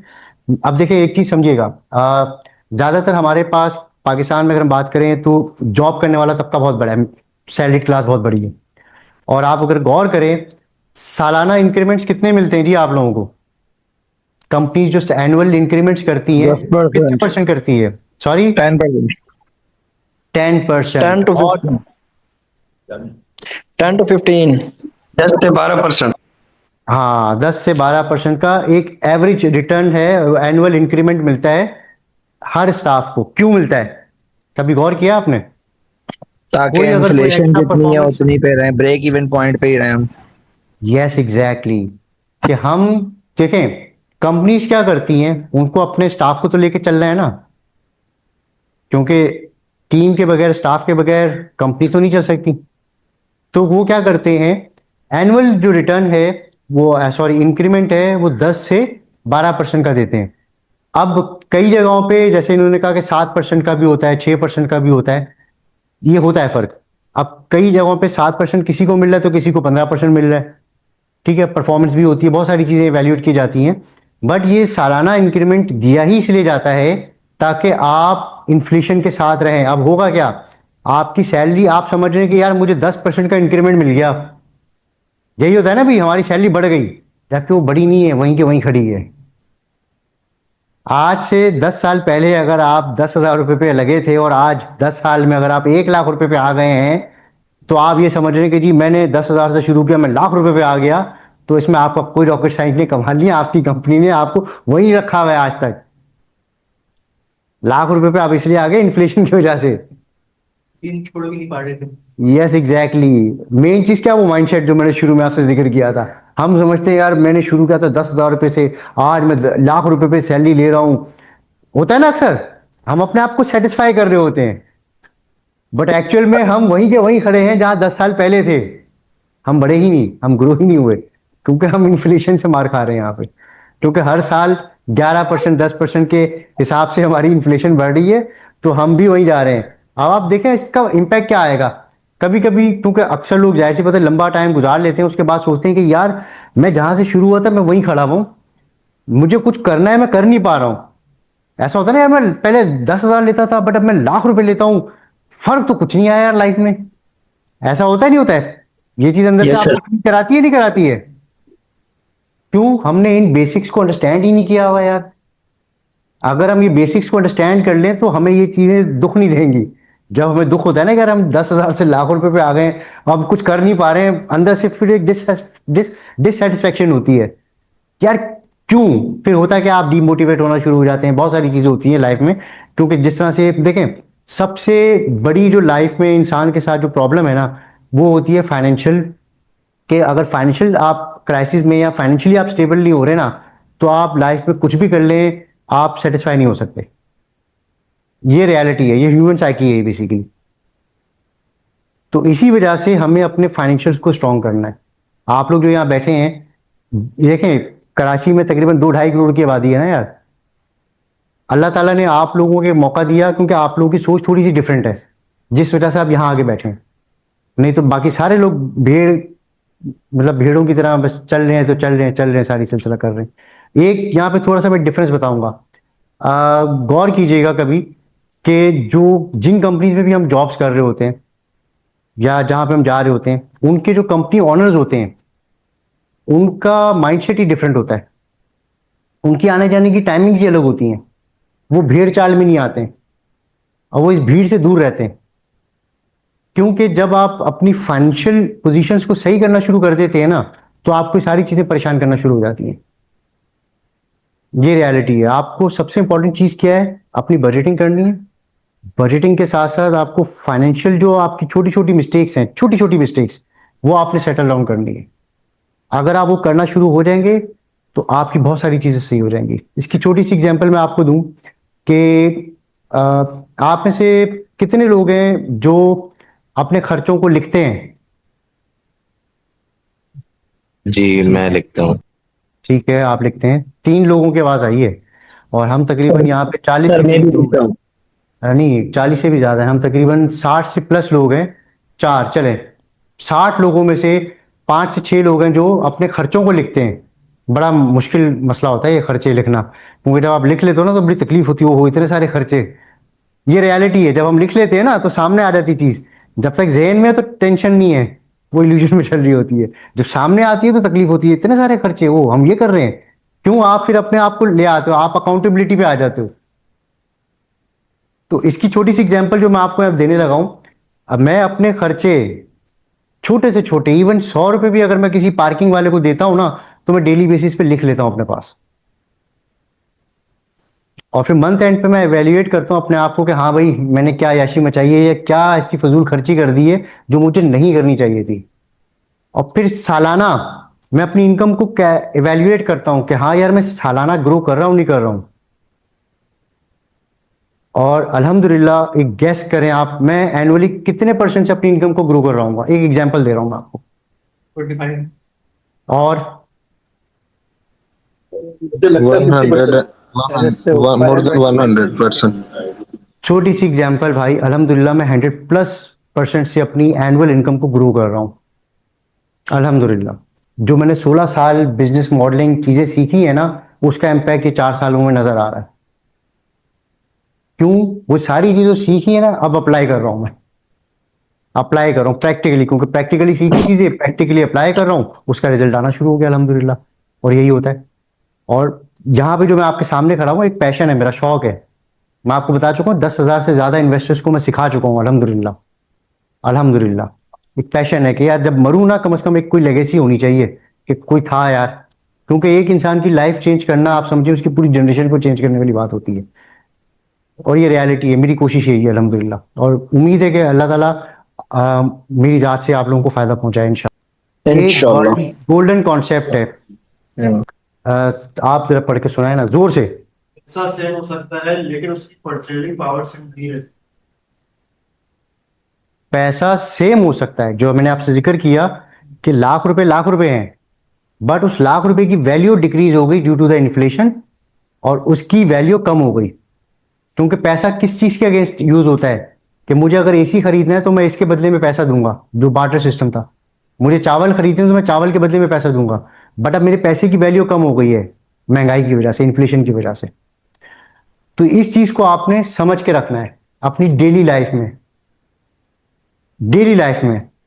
और एक यहां पे सक्सेस का मैं एक फॉर्मूला आपको देके जा रहा हूं, ये बात हमेशा याद रखिएगा। मैंने अपनी लाइफ में ये चीज बहुत जल्दी सीख ली थी अल्हम्दुलिल्लाह, कि आज का दिन, टुडे इज 26 जुलाई 2026, ये आज का दिन मेरी जिंदगी में दोबारा कभी नहीं आएगा। ये 24 घंटे मेरी जिंदगी में दोबारा कभी नहीं आएंगे। तो जो मुझे करना है ना आज, वो मुझे आज ही करना है, मैं कल पे नहीं छोड़ सकता भाई। जिस दिन आपने ये चीज समझ ली ना, आपको आपके टाइम की, आपको आपकी वैल्यू का अंदाजा हो जाएगा कि यार मैं आज अगर सो रहा हूं तो मैंने आज क्या ऐसा किया। क्योंकि देखें जो छोटे छोटे स्टेप्स होते हैं ना, वो आपकी लाइफ में जमा होते होते बड़ा इंपैक्ट क्रिएट करते हैं। स्मॉल स्टेप्स, बेबी स्टेप्स जिसे कहा जाता है। तो ये बात ध्यान में रखिए, जिस दिन आपने इस चीज को फॉलो करना शुरू कर लिया ना, आप कामयाब हो जाएंगे। और मैं ये फॉलो करता हूं। ये मेरा माशाल्लाह बेटा बैठा हुआ है जिसका मैं जिक्र कर रहा था, अली नोमान, और इसको भी ये चीजें मैं सिखाता हूं कि आज अगर तुमने कुछ सीख लिया, कर लिया, ये जिंदगी में दोबारा कभी नहीं आएगा दिन। ही इज माशाल्लाह 15 ईयर्स, अभी 16 साल का हो जाएगा। और इसकी ट्रेनिंग माशाल्लाह पिछले 2 साल से चल रही है अल्हम्दुलिल्लाह, क्योंकि शुरुआत हमेशा घर से होती है भाई। तो ये चीजें हैं। अब आ जाते हैं हम बड़ा इंपॉर्टेंट सवाल पे। वो आपने एक सवाल किया था ना, जो जवाब दिया था, सेविंग्स 6-5 महीने तक जमा की, छठे महीने खत्म हो गई, तो वो सेविंग्स नहीं कहलाती, वो इमरजेंसी फंड होता है। Saving VSS investment. ऑनलाइन में से कोई सवाल पढ़ के सुनाए जो इसके नीचे लिखा हुआ है। क्या 5 साल क्या बाद 5 साल बाद इसकी परचेजिंग पावर सेम रहेगी? नहीं समझ नहीं आया, दोबारा से पढ़े प्लीज। सेविंग्स अगर वर्सेस आपके पास इन्वेस्टमेंट। अगर आपके पास रुपीज 10 लाख हैं और आप 5 साल तक कैश रखते हैं तो 5 साल बाद अमाउंट कितना होगा? आंसर 10 लाख। जनरली 10 लाख रुपए अगर मेरे पास हैं तो 5 साल बाद भी क्या वो 10 लाख ही होंगे? वेल नॉमिनल वैल्यू में तो 10 लाख होंगे, रियल टर्म्स में 10 लाख तो नहीं। 10 लाख ही होंगे ना यार। परचेजिंग पावर नहीं, हमने सिर्फ सवाल किया है कि पैसों का। 10 लाख ही रहेंगे ना? Yes sir. उसको हम 5 लाख तो नहीं कहेंगे ना, 10 लाख को हम 10 लाख कहेंगे, क्योंकि 5 साल बाद भी वो 10 लाख ही होंगे। ये है सवाल कि क्या 5 साल बाद उसकी परचेजिंग पावर भी सेम रहेगी या नहीं रहेगी। सवाल समझ रहे हैं? 10 लाख तो Yes, 10 लाख sir. ही है, बट उस 10 लाख से जो चीज मुझे 5 साल पहले खरीदनी थी, मैं वो चीज नहीं खरीद सकूंगा अब, क्योंकि उसकी वैल्यू कम हो गई है। उस पैसे की वैल्यू कम हो गई है। पैसा तो वही है तो 10 लाख रुपए, बट उससे जो परचेजिंग पावर है वो कम हो गई है। और यही चीज हम अंडरस्टैंड नहीं करते अपनी डेली लाइफ रूटीन में। एम आई राइट और रॉन्ग? Right sir. अब आ जाते हैं वो सेविंग्स वाले सवाल पे। सेविंग क्या है? इमरजेंसी फंड क्रिएट करना, शॉर्ट टर्म नीड्स, कोई भी शॉर्ट टर्म नीड्स, जैसे 3 महीने 4 महीने सेविंग्स की, वो आपके वाली बात, जरूरत पड़ेगी खर्च कर दिए, वो इन्वेस्टमेंट नहीं है। और फाइनेंशियल सिक्योरिटी, अब इसका अंदाजा आप इस तरह से लगाएं, एक छोटी सी एग्जांपल मैंने आगे दी है। तो इन्वेस्टमेंट है उसको देख लें क्या होती है। फर्क मैं बताना चाह रहा हूं। Long term wealth creation is a investment. Capital growth, पैसे का बढ़ना, इज एन इन्वेस्टमेंट। और पोटेंशियल इनकम, यानी कि एक ऐसी इनकम जिस पे आपको मेहनत करने की जरूरत नहीं पड़े, इनकम आ रही हो, इन्वेस्टमेंट्स आ जाती है। एग्जाम्पल मैं आपको एक दिखाता हूं आगे। फाइनेंशियल सिक्योरिटी वाले में जी मैं वहीं आ रहा हूं। मैं इमरजेंसी फंड की बात कर रहा हूं ना। एग्जाम्पल मैं आपको बताऊं, आज आप इनकम कमा रहे हैं लाख रुपए की, क्या कर रहे हैं, और अगले महीने आपकी जॉब खत्म हो जाए, तो क्या आपके पास 3 से 6 महीने के पैसे पड़े हुए एक्स्ट्रा, जो सेविंग्स हो, इन्वेस्टमेंट नहीं हो, कि आप अपना घर चला सकें 3 से 6 महीने? बात समझ रहे हैं मेरी? वॉरेन बुफे की एक बहुत अच्छी बात है, never depend on a single income. क्योंकि अगर आप यार पानी पियो यार सॉरी।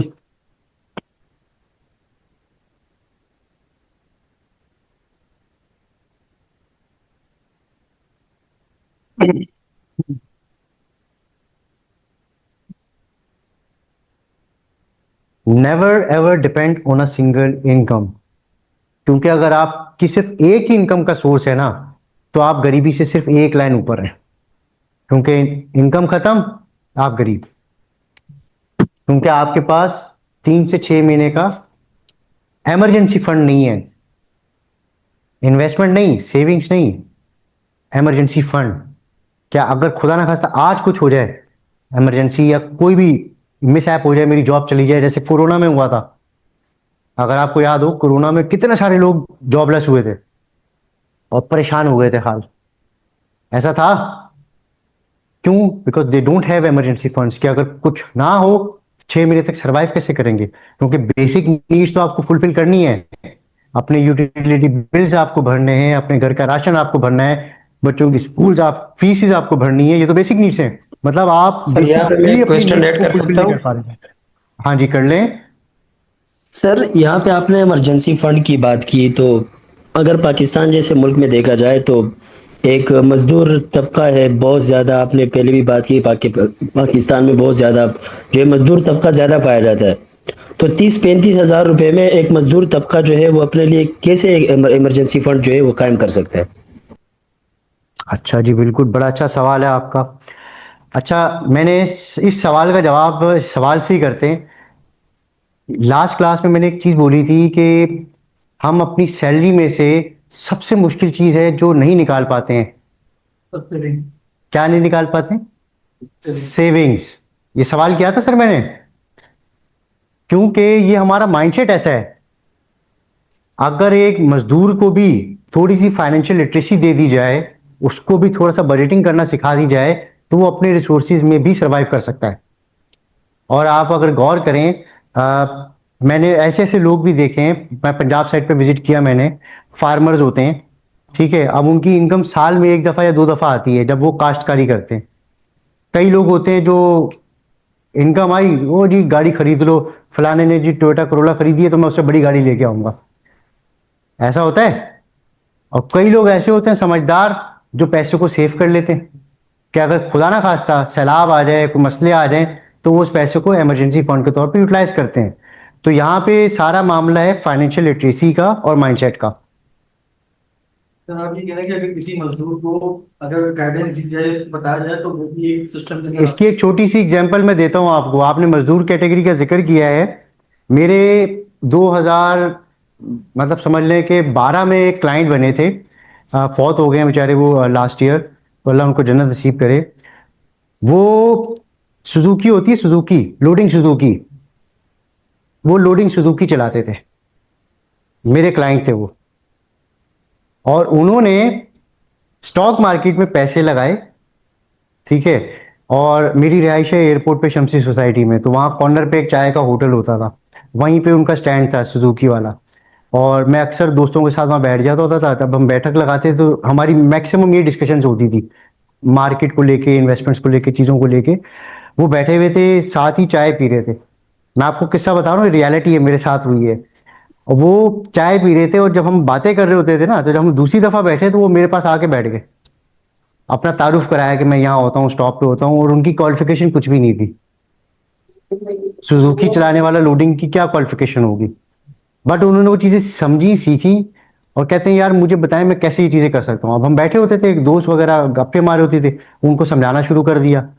अब वो मुझसे बड़ी उम्र के, मेरे वाले साहब की उम्र के थे, समझ गए, समझ के गए। कहते हैं अच्छा अगर मैं पैसे निकालना शुरू कर दूँ, मैंने आप निकालें। उन्होंने 5,000 या 10,000 रुपये से अकाउंट खोला था, और माशाल्लाह उन्होंने 15 लाख रुपए पे अपना अकाउंट लेके चले गए। क्यों? वो जो पैसे डालते जा रहे थे ना, निकाल नहीं रहे थे। कह रहे हैं ये वो पैसे तो मैं जबरदस्ती निकाल रहा हूँ। मैंने अभी सवाल किया ना, सेविंग्स ये सबसे मुश्किल काम है। अब एक मजदूर सुजुकी लोडिंग करने वाला अपनी जो हैसियत थी उस हिसाब से पैसे निकालता गया। उन्होंने पैसे जमा किए माशाल्लाह, और उनका जो बेटा है उसको पढ़ाया लिखाया, क्योंकि खुद पढ़े लिखे नहीं थे। वो माशाल्लाह ACC है आज, और वो मेरा स्टूडेंट भी रह चुका है माशाल्लाह, मेरे पास आता रहा है। तो मेरे एक दोस्त थे, मैंने उनके पास उनको भेज दिया टैक्स कंसल्टेशन के लिए, यार तुम जाओ उनके साथ बैठो, इंटर्नशिप करो, सारी चीजें करो। तो क्या माइंडसेट का मसला है। बात समझ आ रही है आपको सर? Yes sir. सवाल था तो जी सिर्फ सर। समझाने की देर है भाई। ये प्रैक्टिकल लाइफ मैंने अपने साथ की है, और मैं उनको देख के मोटिवेट होता था। क्योंकि अब आप सोचो ना, एक सुजुकी चलाने वाले की क्या वर्थ होती है, एक लोडिंग सुजुकी वाले की, हम क्या उसको कंसिडर करते हैं कि यार मजदूर आदमी है वो। बट अगर आप तरीके से समझाएं ना चीजों को, तो बहुत सारी चीजें हो सकती हैं। मेन चीज है फाइनेंशियल लिटरेसी, जो कि हमारे यहाँ पे जनरली स्कूल्स कॉलेजेस में नहीं सिखाई जाती भाई। और ये जो मेरा बेटा माशाल्लाह, इसको मैं घर से ही चीजें सिखा रहा हूँ। मेरे साथ ये ऑफिस जाता है, अभी स्कूल की छुट्टियां चल रही हैं, तो मंडे ट्यूसडे ये मेरे साथ ऑफिस जाता है। कल इसने आना था, पर इसका कोचिंग में टेस्ट था, तो इसलिए मेरे साथ नहीं आया, तो ये मेरे साथ रहता है, मेरी मीटिंग्स में भी मेरे साथ जा रहा होता है। He is learning from me. और मेरी कोशिश है कि भाई जितना मैं सिखा सकता हूँ सिखाऊं, क्योंकि हमने ये बड़ी मुश्किल से चीजें सीखी हैं। क्योंकि हमारे फादर्स का या हमारे जो ऊपर वाली जनरेशन था, उनका ये विजन नहीं था। जैसे जैसे दुनिया चेंज हो रही है, मैं आपको बताता चलूं कि जो हमारी आने वाली जनरेशन है, उनको बहुत ज्यादा कंपटीशन मिलेगा। हमें तो कुछ भी नहीं मिला। हम बहुत लकी हैं कि हमें इतना कंपटीशन नहीं मिला। हमें जॉब्स आसानी से मिल जाती थी, थोड़ी स्ट्रगल करनी पड़ती थी, मेहनत करनी पड़ती थी, बट जो आगे का टाइम है वो बहुत टफ है। ये सिर्फ हम अभी बातें कर रहे हैं, बट अगर आप थोड़ा सा वेस्टर्न वर्ल्ड की तरफ जाएं तो बहुत कंपटीशन है। हमारे पाकिस्तान में तो कोई कंपटीशन नहीं है भाई, अपॉर्चुनिटीज खुली पड़ी हैं सिर्फ उनके लिए जो काम करना जानते हैं, सर जो काम करना जानते हैं। Can I ask question please? जी पूछ लीजिए।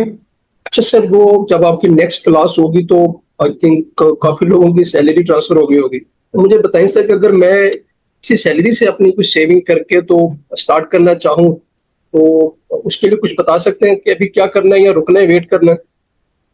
यार ठीक है, आपकी सैलरी आ जाएगी तो सबसे मुश्किल काम कर लीजिएगा, थोड़े से पैसे निकाल लीजिएगा परसेंटेज वाइज। फिर हम जब अपना कोर्स चला रहे होंगे ना, सुनिए, हम जब अपना कोर्स चला रहे होंगे ना, तो उस ड्यूरेशन में जो मुझे लगता है, मेरा अपना पर्सनल एक्सपीरियंस है, इस 3 महीने में सिर्फ आप अपना इमरजेंसी फंड ही इकट्ठा कर पाएंगे।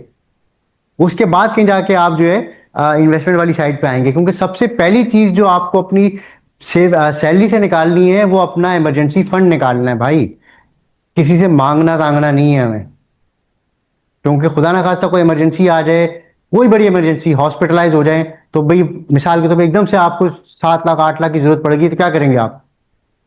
कोई हॉस्पिटल में आपका अपना एडमिट हो गया और उसको ऑपरेट करना है, महंगा खर्चा है, तो आप क्या करेंगे? तो सबसे पहले आपने अपनी सैलरी जब आएगी ना, तो सबसे मुश्किल काम करना है, सेविंग्स निकालनी है फॉर द इमरजेंसी फंड। थोड़ा सा मुझे ज़रा टाइम नहीं, मैं जल्दी कर लूँ क्योंकि टॉपिक लंबा है और टाइम मेरे पास शॉर्ट है। वील ट्राई कि हम 4:30 वाइंड अप कर दें इसको ना। ये देखें जी,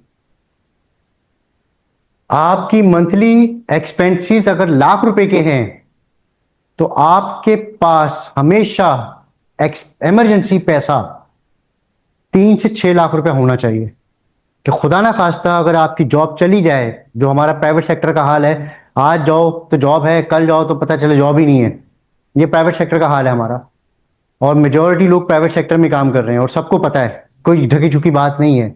और अगर आज जॉब चली जाए तो आप परेशान होने के बजाय, क्योंकि देखें जब आप फाइनेंशियली पीस में होते हैं ना, फाइनेंशियली आपके पास पैसा होता है अकाउंट में और आपको पता होता है कि ठीक है जॉब चलेगी, मसला नहीं है, मेरे पास 6 महीने तक चलाने के पैसे हैं, तो आप टेंशन नहीं लेते, ऐसा है। और अगर आपके पास पैसे ही नहीं बचे हुए और अगले महीने जॉब चलेगी तो आप वरीड हो जाएंगे, यार अगले महीने का खर्चा मैं कहां से चलाऊंगा यार। ऐसा होता ही नहीं होता है। तो सबसे पहली चीज आपने अपना इमरजेंसी फंड निकालना। अब यहां पे बड़ा इंपॉर्टेंट है, इसको अगर कोई ऑनलाइन पार्टिसिपेंट अगर पढ़ के बताए, जो मैंने नीचे इंपॉर्टेंट नोट लिखा है। इमरजेंसी फंड का पर्पस रिटर्न अर्न करना नहीं, फाइनेंशियल इमरजेंसीज में आपको प्रोटेक्ट करना है। बात समझ रहे हैं आप मेरी? इमरजेंसी फंड का मतलब है आपको फाइनेंशियल सिक्योरिटी प्रोवाइड करना, आपको प्रोटेक्ट करना। जो ऊपर आपने देखा था, जो मैंने स्लाइड ऊपर चलाई थी जिसमें इमरजेंसी में लिखा था फाइनेंशियल सिक्योरिटी। Yes sir. ये समझ में आ गया आपके पॉइंट? Yes sir. सवाल भी उठाया था किसी ने कि सर ये फाइनेंशियल सिक्योरिटी आपने यहाँ पे क्यों लिखा हुआ है? पॉइंट क्लियर हो गया जी आपको? जी सर। ठीक है जी, यहां तक क्लियर हो गया आपको? अब हम आ जाते हैं आहिस्ता आहिस्ता अपने टॉपिक की तरफ, inflation, return and stock market. एक कॉन्सेप्शन मैं आपको एग्जांपल दे रहा हूं। यहां पे हमने 10% की इन्फ्लेशन रखी है, एक्चुअल 11% है, हम इसको 10% रख के चलते हैं, ठीक है। इन्वेस्टमेंट का रिटर्न आ रहा है 8% का, यानी कि आपने मिसाल के तौर पे कहीं पे भी इन्वेस्टमेंट करी, आपके पास लाख रुपए हैं, आपने कुछ नहीं किया, बैंक में जमा करा दिए, बैंक आपको देते हैं 8 से 9% का रिटर्न सालाना, यानी कि लाख रुपए पे साल का 8% आपको मिल जाएगा। ये जर्नल है इस वक्त। तो इन्फ्लेशन क्या चल रही है? नहीं, अभी 10% हम कंसीडर करेंगे, ठीक है। क्या चल रही है? 10%। और आपको आपके पैसे पे रिटर्न कितना मिल रहा है? 8%। तो आप कितने रिटर्न से पीछे रह गए? 2% से। तो आपकी जो परचेजिंग पावर है वो कम हो गई? यस। Yes sir. कितने परसेंट से कम हो गई? 2%। और अगर आप इन्वेस्टमेंट नहीं कर रहे होते तो कितने परसेंट से कम होती? 10%।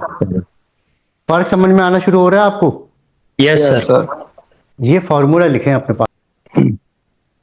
इस फॉर्मूले को आप लाइफ में कहीं पे भी इन्वेस्टमेंट करें, not even in stock market, even किसी भी asset class, property, crypto, gold, stock market, mutual funds, किसी भी एसेट क्लास में करें तो ये फॉर्मूला लाजमी लगाइएगा अपने रिटर्न के ऊपर, क्योंकि आपको इन्फ्लेशन को बीट करना है।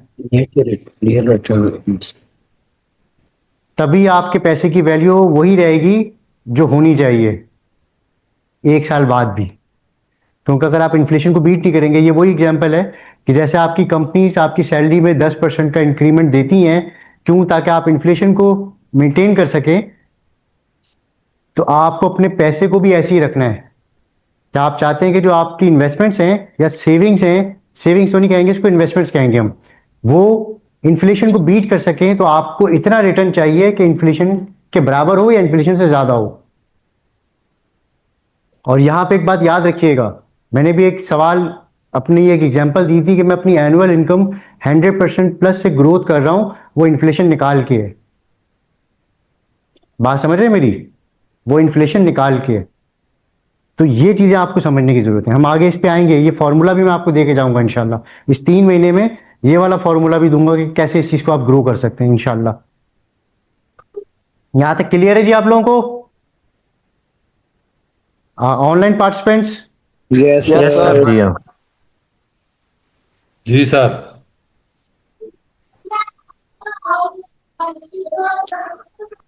इसको नोट कर लें जी। मैंने अभी आपसे एक जिक्र किया कि वो जो सीपीआई का नंबर है वो एक इन्फ्लेशन है जनरल, जो जनरल बास्केट है। पर जब हम आप कैलकुलेट करते हैं, क्योंकि देखें हम पाकिस्तान में रहते हैं, इन्फ्लेशन तो हमें तंग करती करती है, उससे ज्यादा हमें टैक्सेस तंग करते हैं। तो हमें टैक्सेस को भी देखना है, नजर में रखना है। तो यहाँ पे अगर आप देखें रियल लाइफ कैलकुलेशन जो है वो टैक्सेस, कंपाउंडिंग एक बड़ा इंपॉर्टेंट और बड़ा जबरदस्त टॉपिक है जो हम आगे जाके पढ़ेंगे इंशाल्लाह। और अगर आपको ये समझ में आ गया ना, कोई रोक नहीं सकेगा आपको अपनी वेल्थ क्रिएट करने से। और दूसरे फैक्टर्स हैं जो मिला के बेसिकली इन्फ्लेशन को वैल्यूएट करते हैं आपकी सारी चीजों को। क्लियर है जी यहां तक? ऑनलाइन पार्टिसिपेंट्स में से कोई ये डेफिनेशन पढ़ के सुनाएंगे? आप स्टॉक मार्केट में सिर्फ स्टॉक्स बाय और सेल करना सीखने नहीं आए, आप यहाँ फाइनेंशियल डिसीजन मेकिंग सीखने आए हैं। समझ रहे हैं आप मेरी? स्टॉक मार्केट में बाय सेल नहीं करना आपने बेसिकली फाइनेंशियल डिसीजन सीखने हैं आपको। वंस अगर आप अपने फाइनेंशियल डिसीजंस को सीख गए ना, तो स्टॉक मार्केट में पैसे बनाना कोई बड़ी चीज नहीं है, कोई रॉकेट साइंस नहीं है। क्योंकि सबसे इंपॉर्टेंट क्या होता है, जब आपका पैसा स्टेक पे लगा हुआ होता है ना, तो आप फाइनेंशियल डिसीजन लेने में कोताही करते हैं, घबराते हैं। जब आपको ये बेसिक्स और फाउंडेशंस की चीजें पता होंगी ना, बेसिक्स, तो आपके डिसीजन होंगे क्विक। इसी एग्जांपल्स आपने मूवीज में अक्सर देखा होगा, मूवीज जो स्टॉक मार्केट से रिलेटेड बैठे हुए होते हैं, कोई भी न्यूज लगी फौरन से डिसीजन लेता है एक ट्रेडर। स्क्रीन पे देखा आपने कितना क्विक डिसीजन लेता है कि यार ये आया ऐसे ये कर लो बस।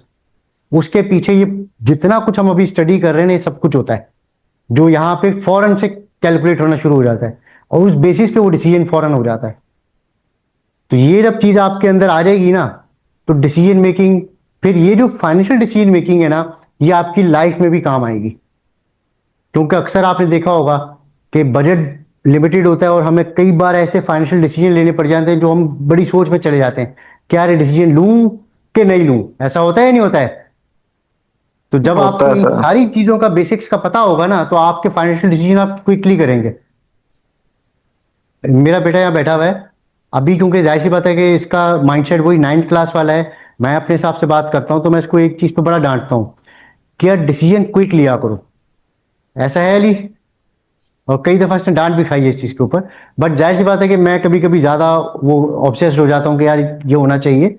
बट आप क्योंकि जाहिर सी बात है मैच्योर है माशाल्लाह, ऑलरेडी प्रैक्टिकल लाइफ में हैं, तो आप लोगों की जो फाइनेंशियल डिसीजन है ना, वो क्विक होने चाहिए। क्योंकि आपके फाइनेंशियल डिसीजन डिसाइड करेंगे कि आप किस तरफ जाएंगे, आपकी डायरेक्शन क्या होगी।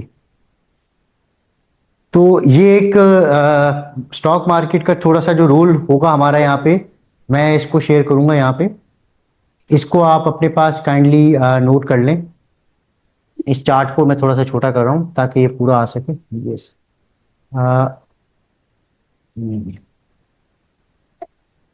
ओके, इस चार्ट को आप जरा नोट डाउन कर लें।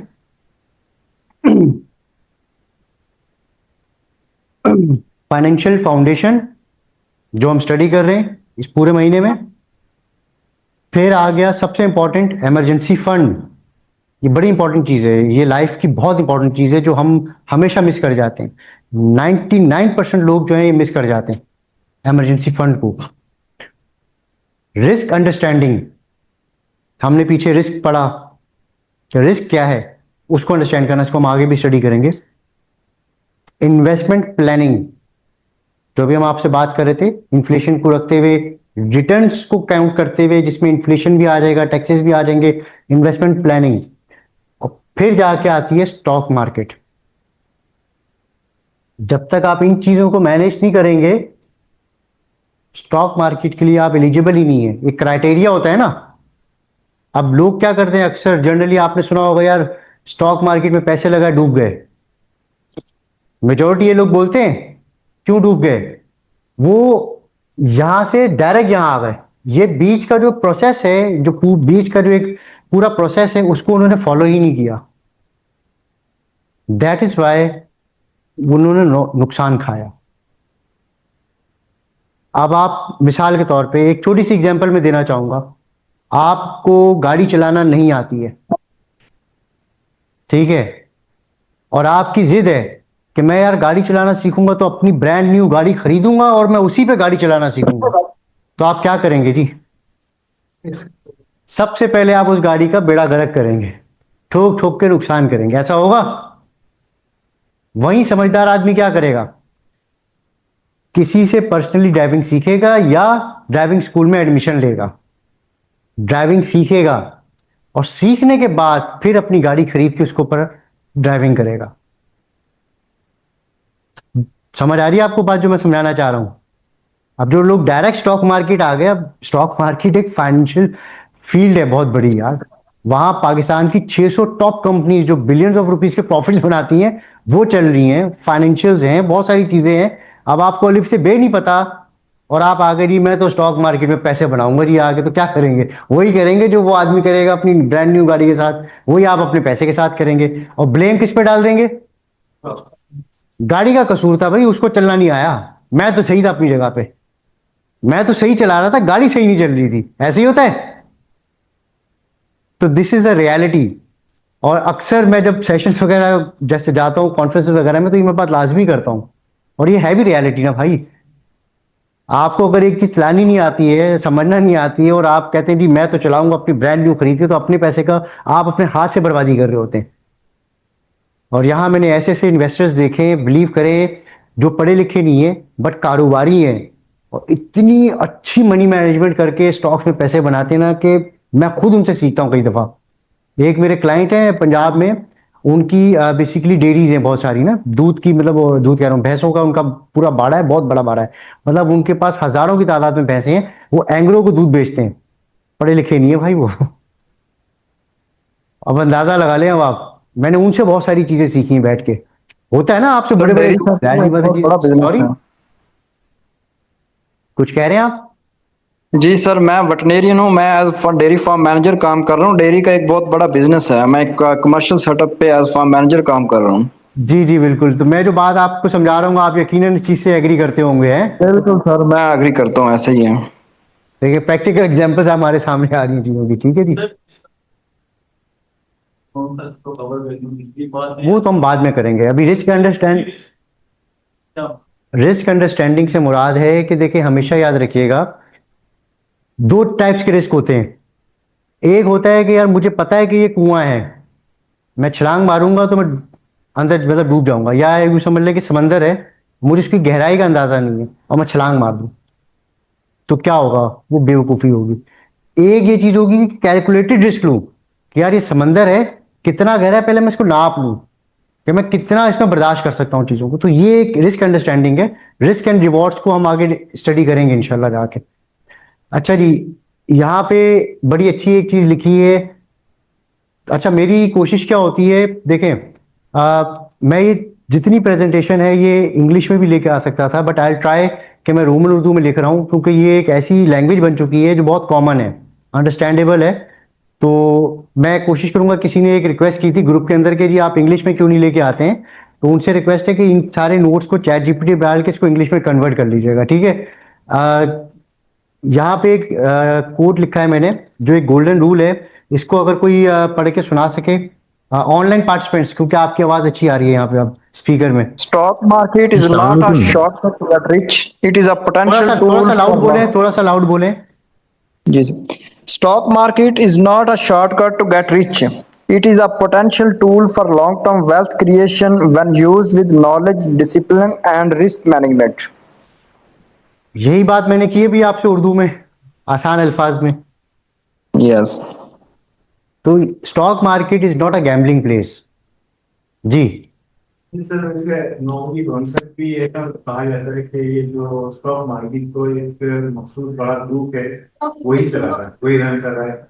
उनकी मर्जी होती है, वो जब चाहते हैं स्टॉक प्राइस ऊपर ले आते हैं, जब चाहते हैं नीचे ले आते हैं। तो इसमें जो छोटा इन्वेस्टर है वो यूज करता है, जो बड़े इन्वेस्टर हैं वो ग्रो करते हैं और वो अर्न करते हैं। अच्छा देखें, ये एक मिथ है भाई। सर मैं इसका विक्टिम हो चुका नहीं, कैसे हुए, चलें आप बताएं। हूँ। तक इसकी वैल्यू काफी बढ़ा दी थी ग्रुप ने, और मुझे मेरे एजेंट ने कहा हम उसको ले लें, और मैंने उसके ऊपर लिया तो वो कम होना शुरू हुआ। फिर जब मैंने उसकी मजीद स्टडी की तो पता चला कि ग्रुप ने इसके ऊपर इन्वेस्ट करके इसकी वैल्यू बढ़ाई थी बहुत ज्यादा। जो 40 रुपए का शेयर था वो 165 या 190 पर लेकर गए। फिर जब उसको लिया तो वो इतना कम हुआ कि वो 131 के ऊपर आ गया। वो अभी की बात है, मतलब रिसेंट इसमें आपकी बात को मैं कंटिन्यू करूंगा, आपके सवाल को भी। इसमें कसूर किसका था? कसूर किसका था?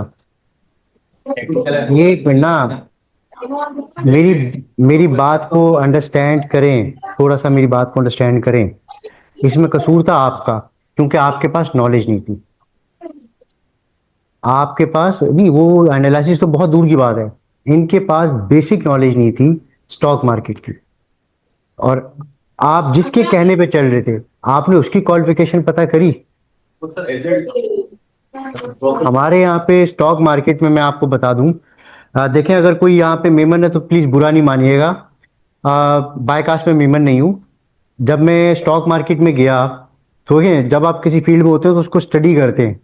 मैं जब स्टॉक मार्केट में गया तो 90% प्लस लोग जो हैं वो मेमन कम्युनिटी से बिलोंग करते हैं।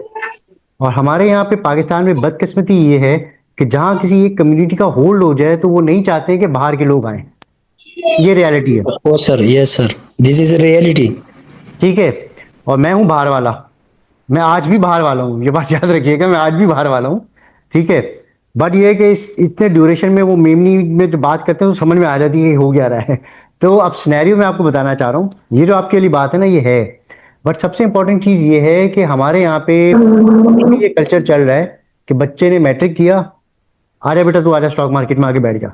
वो आगे कंप्यूटर पे बैठ गया, उसको बेसिक्स ही नहीं पता। उसको सिर्फ ये पता है कि हाँ जी ऊपर जा रहा है खरीद लो, ये नीचे जा रहा है बेच दो। आप उससे कभी, जो मैंने आपको भी सिखाया ना 2 दिन में, आप अपने उस एजेंट से सिर्फ बेसिक्स के ऊपर बात कर लें, वो आपको जवाब नहीं दे पाएगा।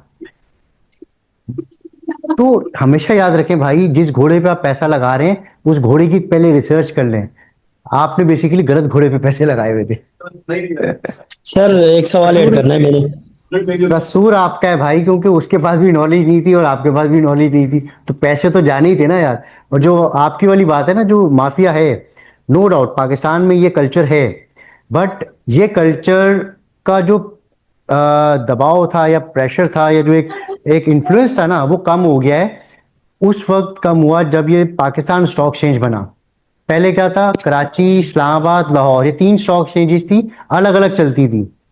तो कराची में कराची वालों की बदमाशी थी, माफिया ग्रुप कह लें, लाहौर में लाहौर वालों की चलती थी, इस्लामाबाद में इस्लामाबाद वालों की चलती थी। जब ये मर्ज हुआ ना, तो अब जाहिर सी बात है कराची में पैसे वाला अलग होगा, लाहौर में अलग होगा, इस्लामाबाद में अलग होगा। तो यहाँ पे जब ये सारा मर्ज हुआ तो सारे आपस में कॉम्पिटिटर्स हो गए।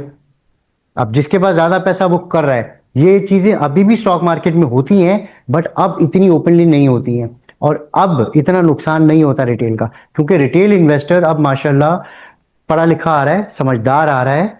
और एक अच्छी इंपॉर्टेंट चीज जो मैं आपको बताऊं, जो अभी लेटेस्ट अपडेट्स हैं, वो क्या है कि नई जनरेशन आ रही है, यंग जनरेशन आ रही है। इसका भी अकाउंट है अपना स्टॉक का। ये पोर्टफोलियो के ऊपर अभी मैं आपको चले एक किस्सा सुना देता हूँ फीफा वर्ल्ड कप के ऊपर।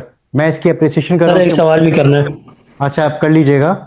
फीफा वर्ल्ड कप पे स्पेन और अर्जेंटीना का फाइनल हुआ, ठीक है। मैंने अपनी एनालिसिस की, मैं मैच देखता नहीं हूँ, बस मैंने ऐसी तुक्का मारा कि अर्जेंटीना जीतेगी। इसने अपनी पूरी एनालिसिस, क्योंकि फुटबॉल का अच्छा वो समझ लें गेम्स भी खेलता है और शौक भी है इसको, ये पूरी एनालिसिस करके बैठा हुआ था। एंड ही सेड कि बाबा स्पेन जीतेगा। मैंने कहा ऐसा हो नहीं सकता। तो हमने फिर शर्त लगा ली कि ठीक है, तुम्हारी एनालिसिस और मेरी एनालिसिस, हालांकि मैंने एनालिसिस नहीं की हुई थी, कि अगर स्पेन जीता तो जो तुम्हारा पोर्टफोलियो उसको मैं डबल कर दूंगा, और अगर स्पेन हार गया और अर्जेंटीना जीता तो हमारा पोर्टफोलियो 0 हो जाएगा, वो सारे पैसे मेरे हो जाएंगे। एंड यू वुडंट बिलीव, माशाल्लाह इसकी एनालिसिस अच्छी थी। स्पेन जीता, हम नेक्स्ट डे गए स्कूल ऑफिस गए और मैंने इसका पोर्टफोलियो डबल कर दिया। अब ये एनालिसिस जो बेसिक्स हैं जो इसने स्टॉक में सीखी है वो इसने वहां की, क्योंकि स्टॉक मार्केट में आप डेटा एनालिसिस करना सीख लेते हैं, डेटा को कैसे एनालाइज करना है। वंस अगर आपने डेटा को एनालाइज करना सीख लिया, आप उस प्रैक्टिकल को लाइफ में कहीं पे भी अप्लाई कर सकते हैं। सवाल मैं लूंगा भाई, थोड़ा सा आगे एक स्लाइड है उसको मैं कंप्लीट कर लूं, इसको आप लोग प्लीज नोट डाउन कर लें at earliest. Wealth creating formula है एक, ये छोटा सा, ये नोट करें, लाइफ में काम आएगा। और ये जो बड़े बड़े इकोनॉमिस्ट, बड़े बड़े इन्वेस्टर्स ने जो प्रिंसिपल्स और रूल्स बनाए हुए होते हैं ना, और कुछ फॉर्मूलाज बनाए हुए होते हैं, वो ऐसे नहीं होते, उनकी पूरी लाइफ जर्नीज होती हैं, इनको फॉलो जरूर किया करें। बजट बनाओ। सबसे पहली चीज, पैसा कमाओ, इनकम जनरेशन, मैनेज करो, बजट मैनेजमेंट, सेव करना है, प्रोटेक्ट करना है, इन्वेस्ट करना है एंड ग्रो करना है। इसको अब आप समझ लें। नोट डाउन कर लिया था आपने? हमने इन 2 दिन में ये सारी चीजों को अंडरस्टैंड किया है। Money management, income, expenses, savings, needs, wants, 50-30 rule और प्रैक्टिकल बजट आप लोगों ने बनाया है, वो रह गया। इंशाल्लाह वो नेक्स्ट क्लास में मैं पर्सनली डिस्कस करूंगा, सबके साथ नहीं डिस्कस करूंगा, एक एक से 2-2 से पर्सनल डिस्कस करूंगा कि क्या बनाया। फिर हमने परचेजिंग पावर के ऊपर बात की, सेविंग, इन्वेस्टमेंट्स के ऊपर हमने बात करी, इमरजेंसी फंड के ऊपर हमने बात करी जो एक बड़ा इंपॉर्टेंट टॉपिक है। फिर इन्फ्लेशन वीएसएस इन्वेस्टमेंट रिटर्न्स के ऊपर हमने अभी बात की, ठीक है। और सबसे इंपॉर्टेंट चीज, इन सब चीजों का स्टॉक मार्केट से क्या कनेक्शन है। टाइटल मैंने बड़ा इंपॉर्टेंट दिया है कि important lessons for the life time. Income makes you survive, savings give you security. समझ आ रही है बात आपके? Yes sir. Investing creates the potential for wealth. Income आपको सर्वाइवल देती है, मूड। सेविंग्स आपको फाइनेंशियल सिक्योरिटी देती है, ठीक है। और इन्वेस्टमेंट आपको जो है वेल्थ क्रिएशन की तरफ लेके जाती है। और सबसे last, financial discipline connects all 3, क्योंकि लाइफ में डिसिप्लिन होना इंपॉर्टेंट है।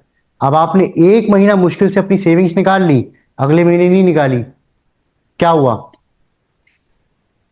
वो जो डिसिप्लिन आप बनाने की कोशिश कर रहे हैं वो नहीं होगा। बात समझ रहे मेरी? चीजें क्लियर हो रही है आपको? सवाल अगर है किसी का तो बताएं प्लीज। यस सर, मेरा सवाल है सर। इन्फ्लेशन में आपने बात की थी कि जैसा एक आदमी अगर एक कंपनी में काम करता है 10,000 रुपए में, स्टार्टिंग काम वो शुरू करता है 10,000 रुपए में, बाद में उसकी जो सैलरी हो जाती है वो 1,00,000 रुपए। तो आपने कहा कि उसकी जो तनख्वाह बढ़ी है वो इन्फ्लेशन की वजह से बढ़ी है, लेकिन सर इस क्वेश्चन असल ये है कि अगर उसकी तनख्वाह इन्फ्लेशन की वजह से बढ़ी है तो वो उसने जो 10-12 साल कंपनी के लिए खिदमत सर अंजाम दी है और उसकी जो वो जो है मिसाल के तौर पर एक कंप्यूटर ऑपरेटर की जगह पे आया था, बाद में वो जाके मैनेजर बन गया, तो उसकी वजह से उसकी तनख्वाह फिर कैसे, ये कैसे इस पे जो है कॉन्सेप्ट क्रिएट करेंगे सर? अच्छा जी, चलें, बड़ा अच्छा सवाल है इनका। मुझे एक बात का जवाब दें, मैं आपके जवाब को सवाल में कन्वर्ट करना चाहूंगा। जिस कंपनी में आप जॉब करते हैं क्या आप रिप्लेसेबल हैं या नहीं है? यस जी सर, समझा नहीं। मैंने कहा जिस कंपनी में आप जॉब करते हैं। जी सर। तो कंपनी रिप्लेसेबल है या आप रिप्लेसेबल हैं? सर कंपनी रिप्लेसेबल है। नहीं यार, आप थोड़ा गलत अंडरस्टैंड कर रहे हैं। जिस कंपनी में आप जॉब करते हैं, सॉरी सर, जी जी जी, कंपनी में आप जॉब करते हैं, कंपनी के लिए आपको रिप्लेस करना आसान है या आप कंपनी को रिप्लेस करेंगे भाई? नहीं नहीं, कंपनी मुझे रिप्लेस करेगी, सॉरी सर। तो एक बात हमेशा ज़हन में रखिएगा, ये थोड़ा सच है और सच हमेशा कड़वा होता है। आप जितनी बड़ी पोजीशन पे चले जाएं, इवन आप कंपनी के सीईओ बन जाएं, करोड़ों रुपए की सैलरीज ले लें, you are replaceable for the yes sir, of course. और कंपनी हमेशा पहले अपना मुफाद देखेगी, बेनिफिट देखेगी, बाद में एम्प्लॉय का बेनिफिट देखेगी। ऐसा होता है जी? यस सर, बिल्कुल। जहां कंपनी को डिसीजन लेना हो कि जी कंपनी का बेनिफिट देखना है और एम्प्लॉय का बेनिफिट देखना है, तो कंपनी क्या करेगी? एम्प्लॉय का कंपनी बेनिफिट देखेगी। यार ये कंपनी कौन सी अपना कंपनी है भाई आपकी? अपना सर बेनिफिट। नहीं, कंपनी एम्प्लॉय का बेनिफिट भी तो देखेगी ना, कि एम्प्लॉय जो है वो कंपनी के लिए कितना जो है वो बेनिफिट दे सकता है। पहले तो अपना देखेगी ना। सर मैं यही समझाना चाह रहा हूँ कि कंपनी हमेशा पहले अपना बेनिफिट देखती है। और कंपनीज जो होती हैं, मैं आपको बड़ी क्लियर एग्जांपल दे रहा हूँ कि कंपनीज हमेशा अपने एम्प्लॉय को मेंटेन करती हैं। अगर एम्प्लॉय अच्छा है उसको रिटेन करती हैं, बट उसकी भी एक लिमिटेशन होती है, क्योंकि एवरी मैन जी सर। Has a value. हर इंसान की एक कीमत होती है। इसकी छोटी सी एग्जांपल, आपकी कंपनी में एक आदमी 10,000 रुपए का भी होगा जो 8 घंटे काम करता होगा, और एक आदमी 2 करोड़ रुपए का भी होगा जो 8 घंटे काम करता यस होगा। Sir, yes sir. तो वही कंपनी सेम एक आदमी को 2 करोड़ रुपए दे रही है। मिसाल के तौर पे बैंक्स हैं, बैंकों के सीईओ की सैलरीज क्या होती हैं? करोड़ों में होती हैं। छोटी सी एग्जांपल, बैंक अल्फला की एग्जांपल लें, 2.5 करोड़ रुपए सीईओ की सैलरी है। उसी कंपनी में एक प्यून भी काम कर रहा होगा भाई, उसी बैंक में, उसकी सैलरी 20,000 रुपए होगी। तो कहाँ 2 करोड़ रुपए, कहाँ 20,000 रुपए। तो कंपनीज जो होती है ना, वो उस बंदे की वैल्यू के हिसाब से उसको पैसे देती हैं। ठीक और है जो सर। इन्फ्लेशन का जो मैं बता रहा था डिफरेंस, वो यही है कि कंपनी अपने एम्प्लॉयज को रिटेन करती हैं ताकि वो रिटेन रहे। आप देखें, कंपनी अगर इंक्रीमेंट नहीं देगी तो क्या होगा? 10 साल में वो तो मर जाएगा बेचारा। बात समझ रहे जी हैं? सर। कंपनीज को जी रिटेंशन जी, भी चाहिए होता है। तो ये सारी ठीक है, कॉर्पोरेट स्ट्रेटेजीज होती हैं। ठीक है, जी ठीक है सर। की क्लास में आपने स्पेस सेक्स बताया सर मेरा एक क्वेश्चन था। इंटरनेशनल, तो क्या पाकिस्तान इंटरनेशनल आईपीओ ले सकते हैं? नहीं, हर मुल्क में अपना आईपीओ होता है। सर जी मेरा एक क्वेश्चन है। जी जी। ये जो अभी फॉर्मूला इन्वेस्टमेंट और इन सब चीज के बता रहे हैं, इसमें जैसे अगर किसी ने लोन लिया हुआ होता है, वो किस कैटेगरी में आता है? वो लोन जो है आपका लाइबिलिटी में आता है भाई, डेट्स में जी, आता है। लेकिन वो इसमें आप, ठीक है, तो इसको आप माइनस किस में से करेंगे? मतलब आप, वो आपकी एक्सपेंस में जाएगा ना यार, क्योंकि वो आपने अपने ऊपर एक्सपेंस में एक्सपेंस रखा हुआ जाएगा। है। जी sir, how investing in stock market is different from insurance companies? यार ये तो बहुत अलग सा सवाल हो गया। इंश्योरेंस कंपनी अलग है, स्टॉक मार्केट अलग है। सर, इनका बिजनेस क्राइटेरिया किस तरह से डिफरेंट है? यार देखें, इंश्योरेंस कंपनी आपको प्रोटेक्शन प्रोवाइड करती है भाई, और स्टॉक मार्केट जो है वो बेसिकली आप बिजनेस करने आते हो, वहां पे दूसरों के कारोबार में पैसा लगाने आते हो। तो इंश्योरेंस कंपनी अलग होती है सर, वो तो स्टॉक मार्केट से बिल्कुल ही अलग होती है। हाँ जी, मैं यही तो कह रहा हूँ। इसको आप कैसे कंपेयर कर रहे हैं? मतलब ये सवाल आपका गलत है सर। मेरे हिसाब से। किसी और का कोई सवाल, यहाँ क्लास में बैठे हुए अगर हो, यहाँ पे ऑनलाइन सवाल था। सवाल। सर मेरा सवाल ये था कि इन्फ्लेशन तो आपने बताया 11% है, और जो हमारा टैक्सेशन जो उसके अंदर डिडक्ट होती है, अगर उसको भी इंक्लूड करें तो, और आपका इंक्रीमेंट नहीं हो रहा, तो इसका टोटल फिर इसको कैलकुलेट करने का फॉर्मूला कुछ बता सकते हैं? कुछ किस तरह जी से हम वो मैं करेंगे? आपको ग्रुप में शेयर कर दूंगा, और अगर आप चाहें तो गूगल पे सर्च करें, आपको पूरा फॉर्मूला मिल जाएगा। ओके। और कोई सवाल? जी अस्सलाम वालेकुम सर। जी वालेकुम सलाम। जी ज़ियाउर रहमान फ्रॉम फैसलाबाद। एक्चुअली मैंने अभी थोड़ी देर पहले ज्वाइन किया, मैं ज्वाइन नहीं कर सका था और फर्स्ट टाइम कर रहा हूँ। मुझे जी, जी। 2-3 मुझसे से अगर आप जवाब दे सकें, इज इट पॉसिबल? जी कर लें जल्दी सवाल। सर जल्दी करेंगे फिर समझ नहीं आएगी, और ये एक आपके साथ हमने चलना है तो अच्छा, थोड़ा इसमें एक टाइम तो छोटी सी रिक्वेस्ट है, आप सवाल करें। अगरचे उन सवालों का जवाब मैंने अपने लेक्चर्स में दिया होगा, तो हमने ग्रुप के अंदर जो है मेरे दोनों लेक्चर्स जो हैं वो यूट्यूब पे डाले हुए हैं, तो मैं आपको बता दूंगा, गाइड कर दूंगा, तो आप वो लेक्चर सुनेंगे तो आपको सवाल के जवाब मिल जाएंगे। आप सवाल करें प्लीज।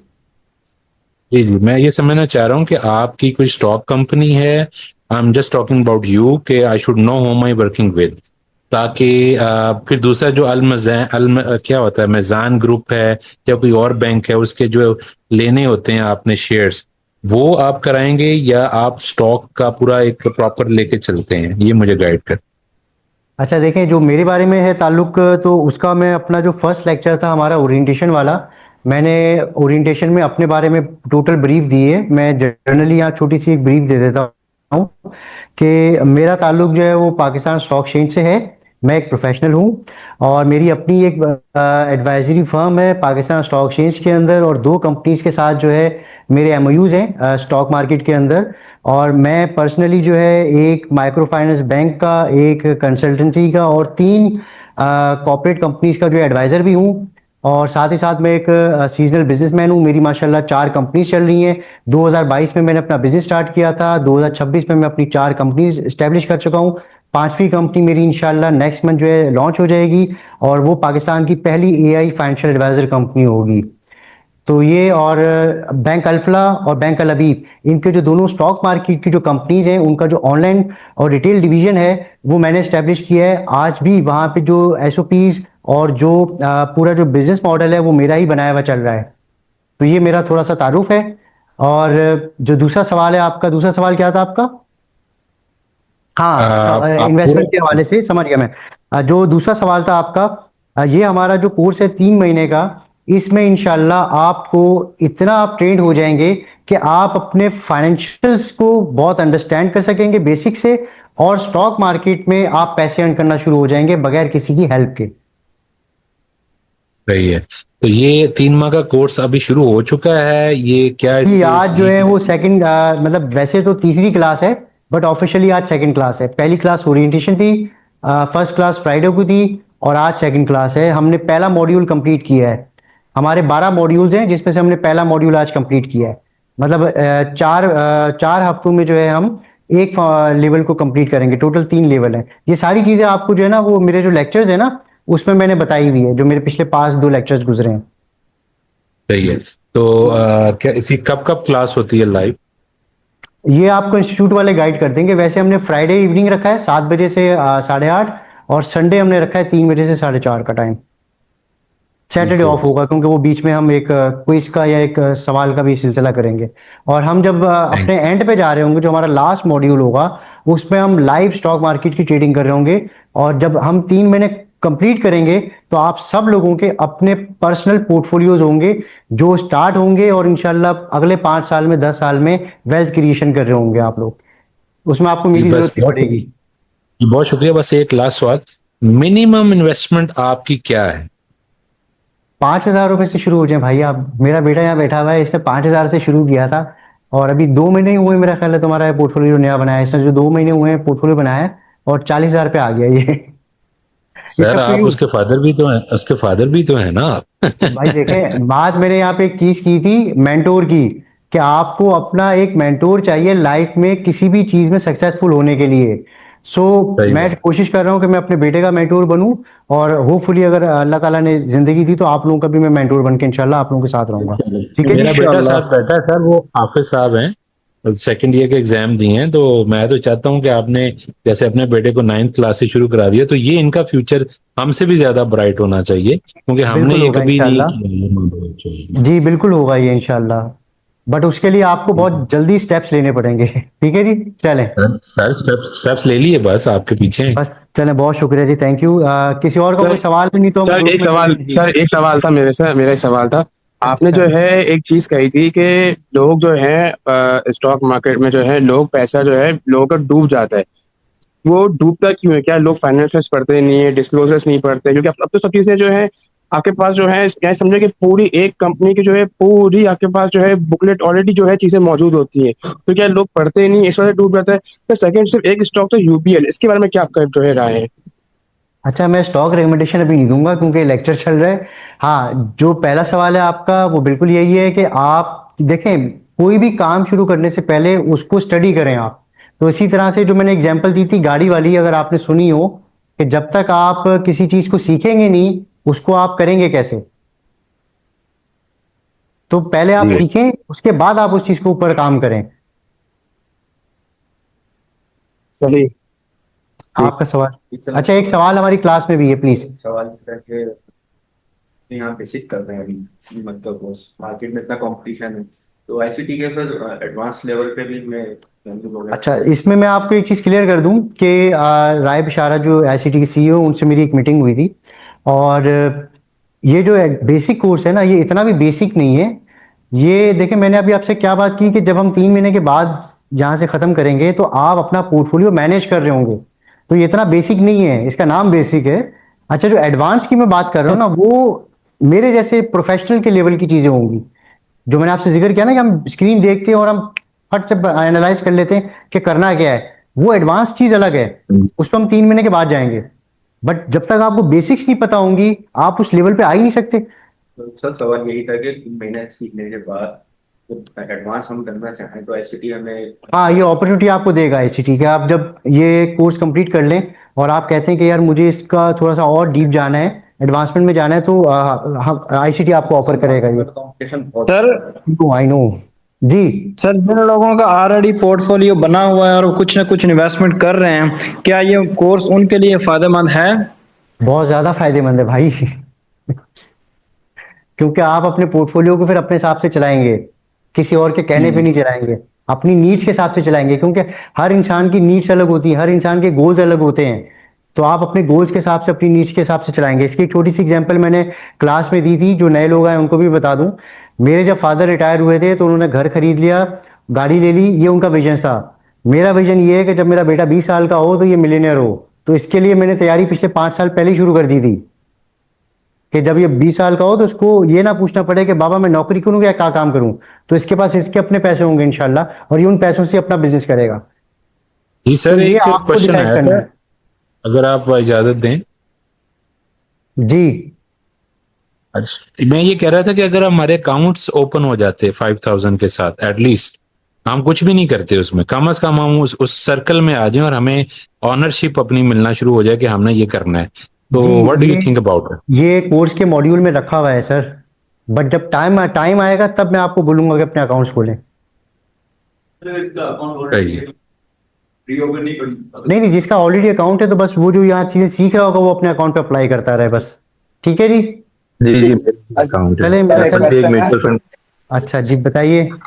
नहीं नहीं, वो ऐसे इससे कुछ रिलेटेड नहीं। मैं आपका पूछ रहा हूँ, आपका कोई मतलब इंस्टाग्राम या सोशल मीडिया हैंडल है? नहीं जी, मैं बिल्कुल अपनी लाइफ को प्राइवेट रखता हूँ। मेरा कुछ भी नहीं है, ना फेसबुक है ना सोशल मीडिया है।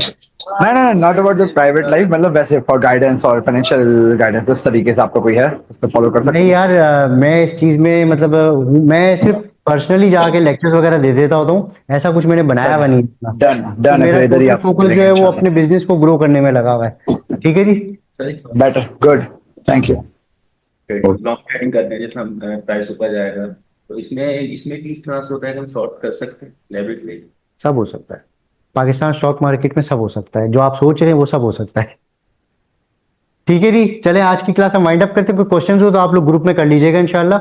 और मैं आईसीटी से कहूंगा कि ये नोट्स वगैरह आप शेयर कर लें, क्योंकि मॉड्यूल 1 कंप्लीट हुआ हमारा। आप मॉड्यूल 2 पे इंशाल्लाह फिर हम नेक्स्ट वीक में बात करेंगे। और नेक्स्ट वीक जो आप लोगों ने बजटिंग की है उस पर हम पर्सनली भी 15-20 मिनट पर एक डिस्कशन करेंगे अलग अलग से। ठीक है जी, चलें। हाँ जी, चलें, थैंक यू।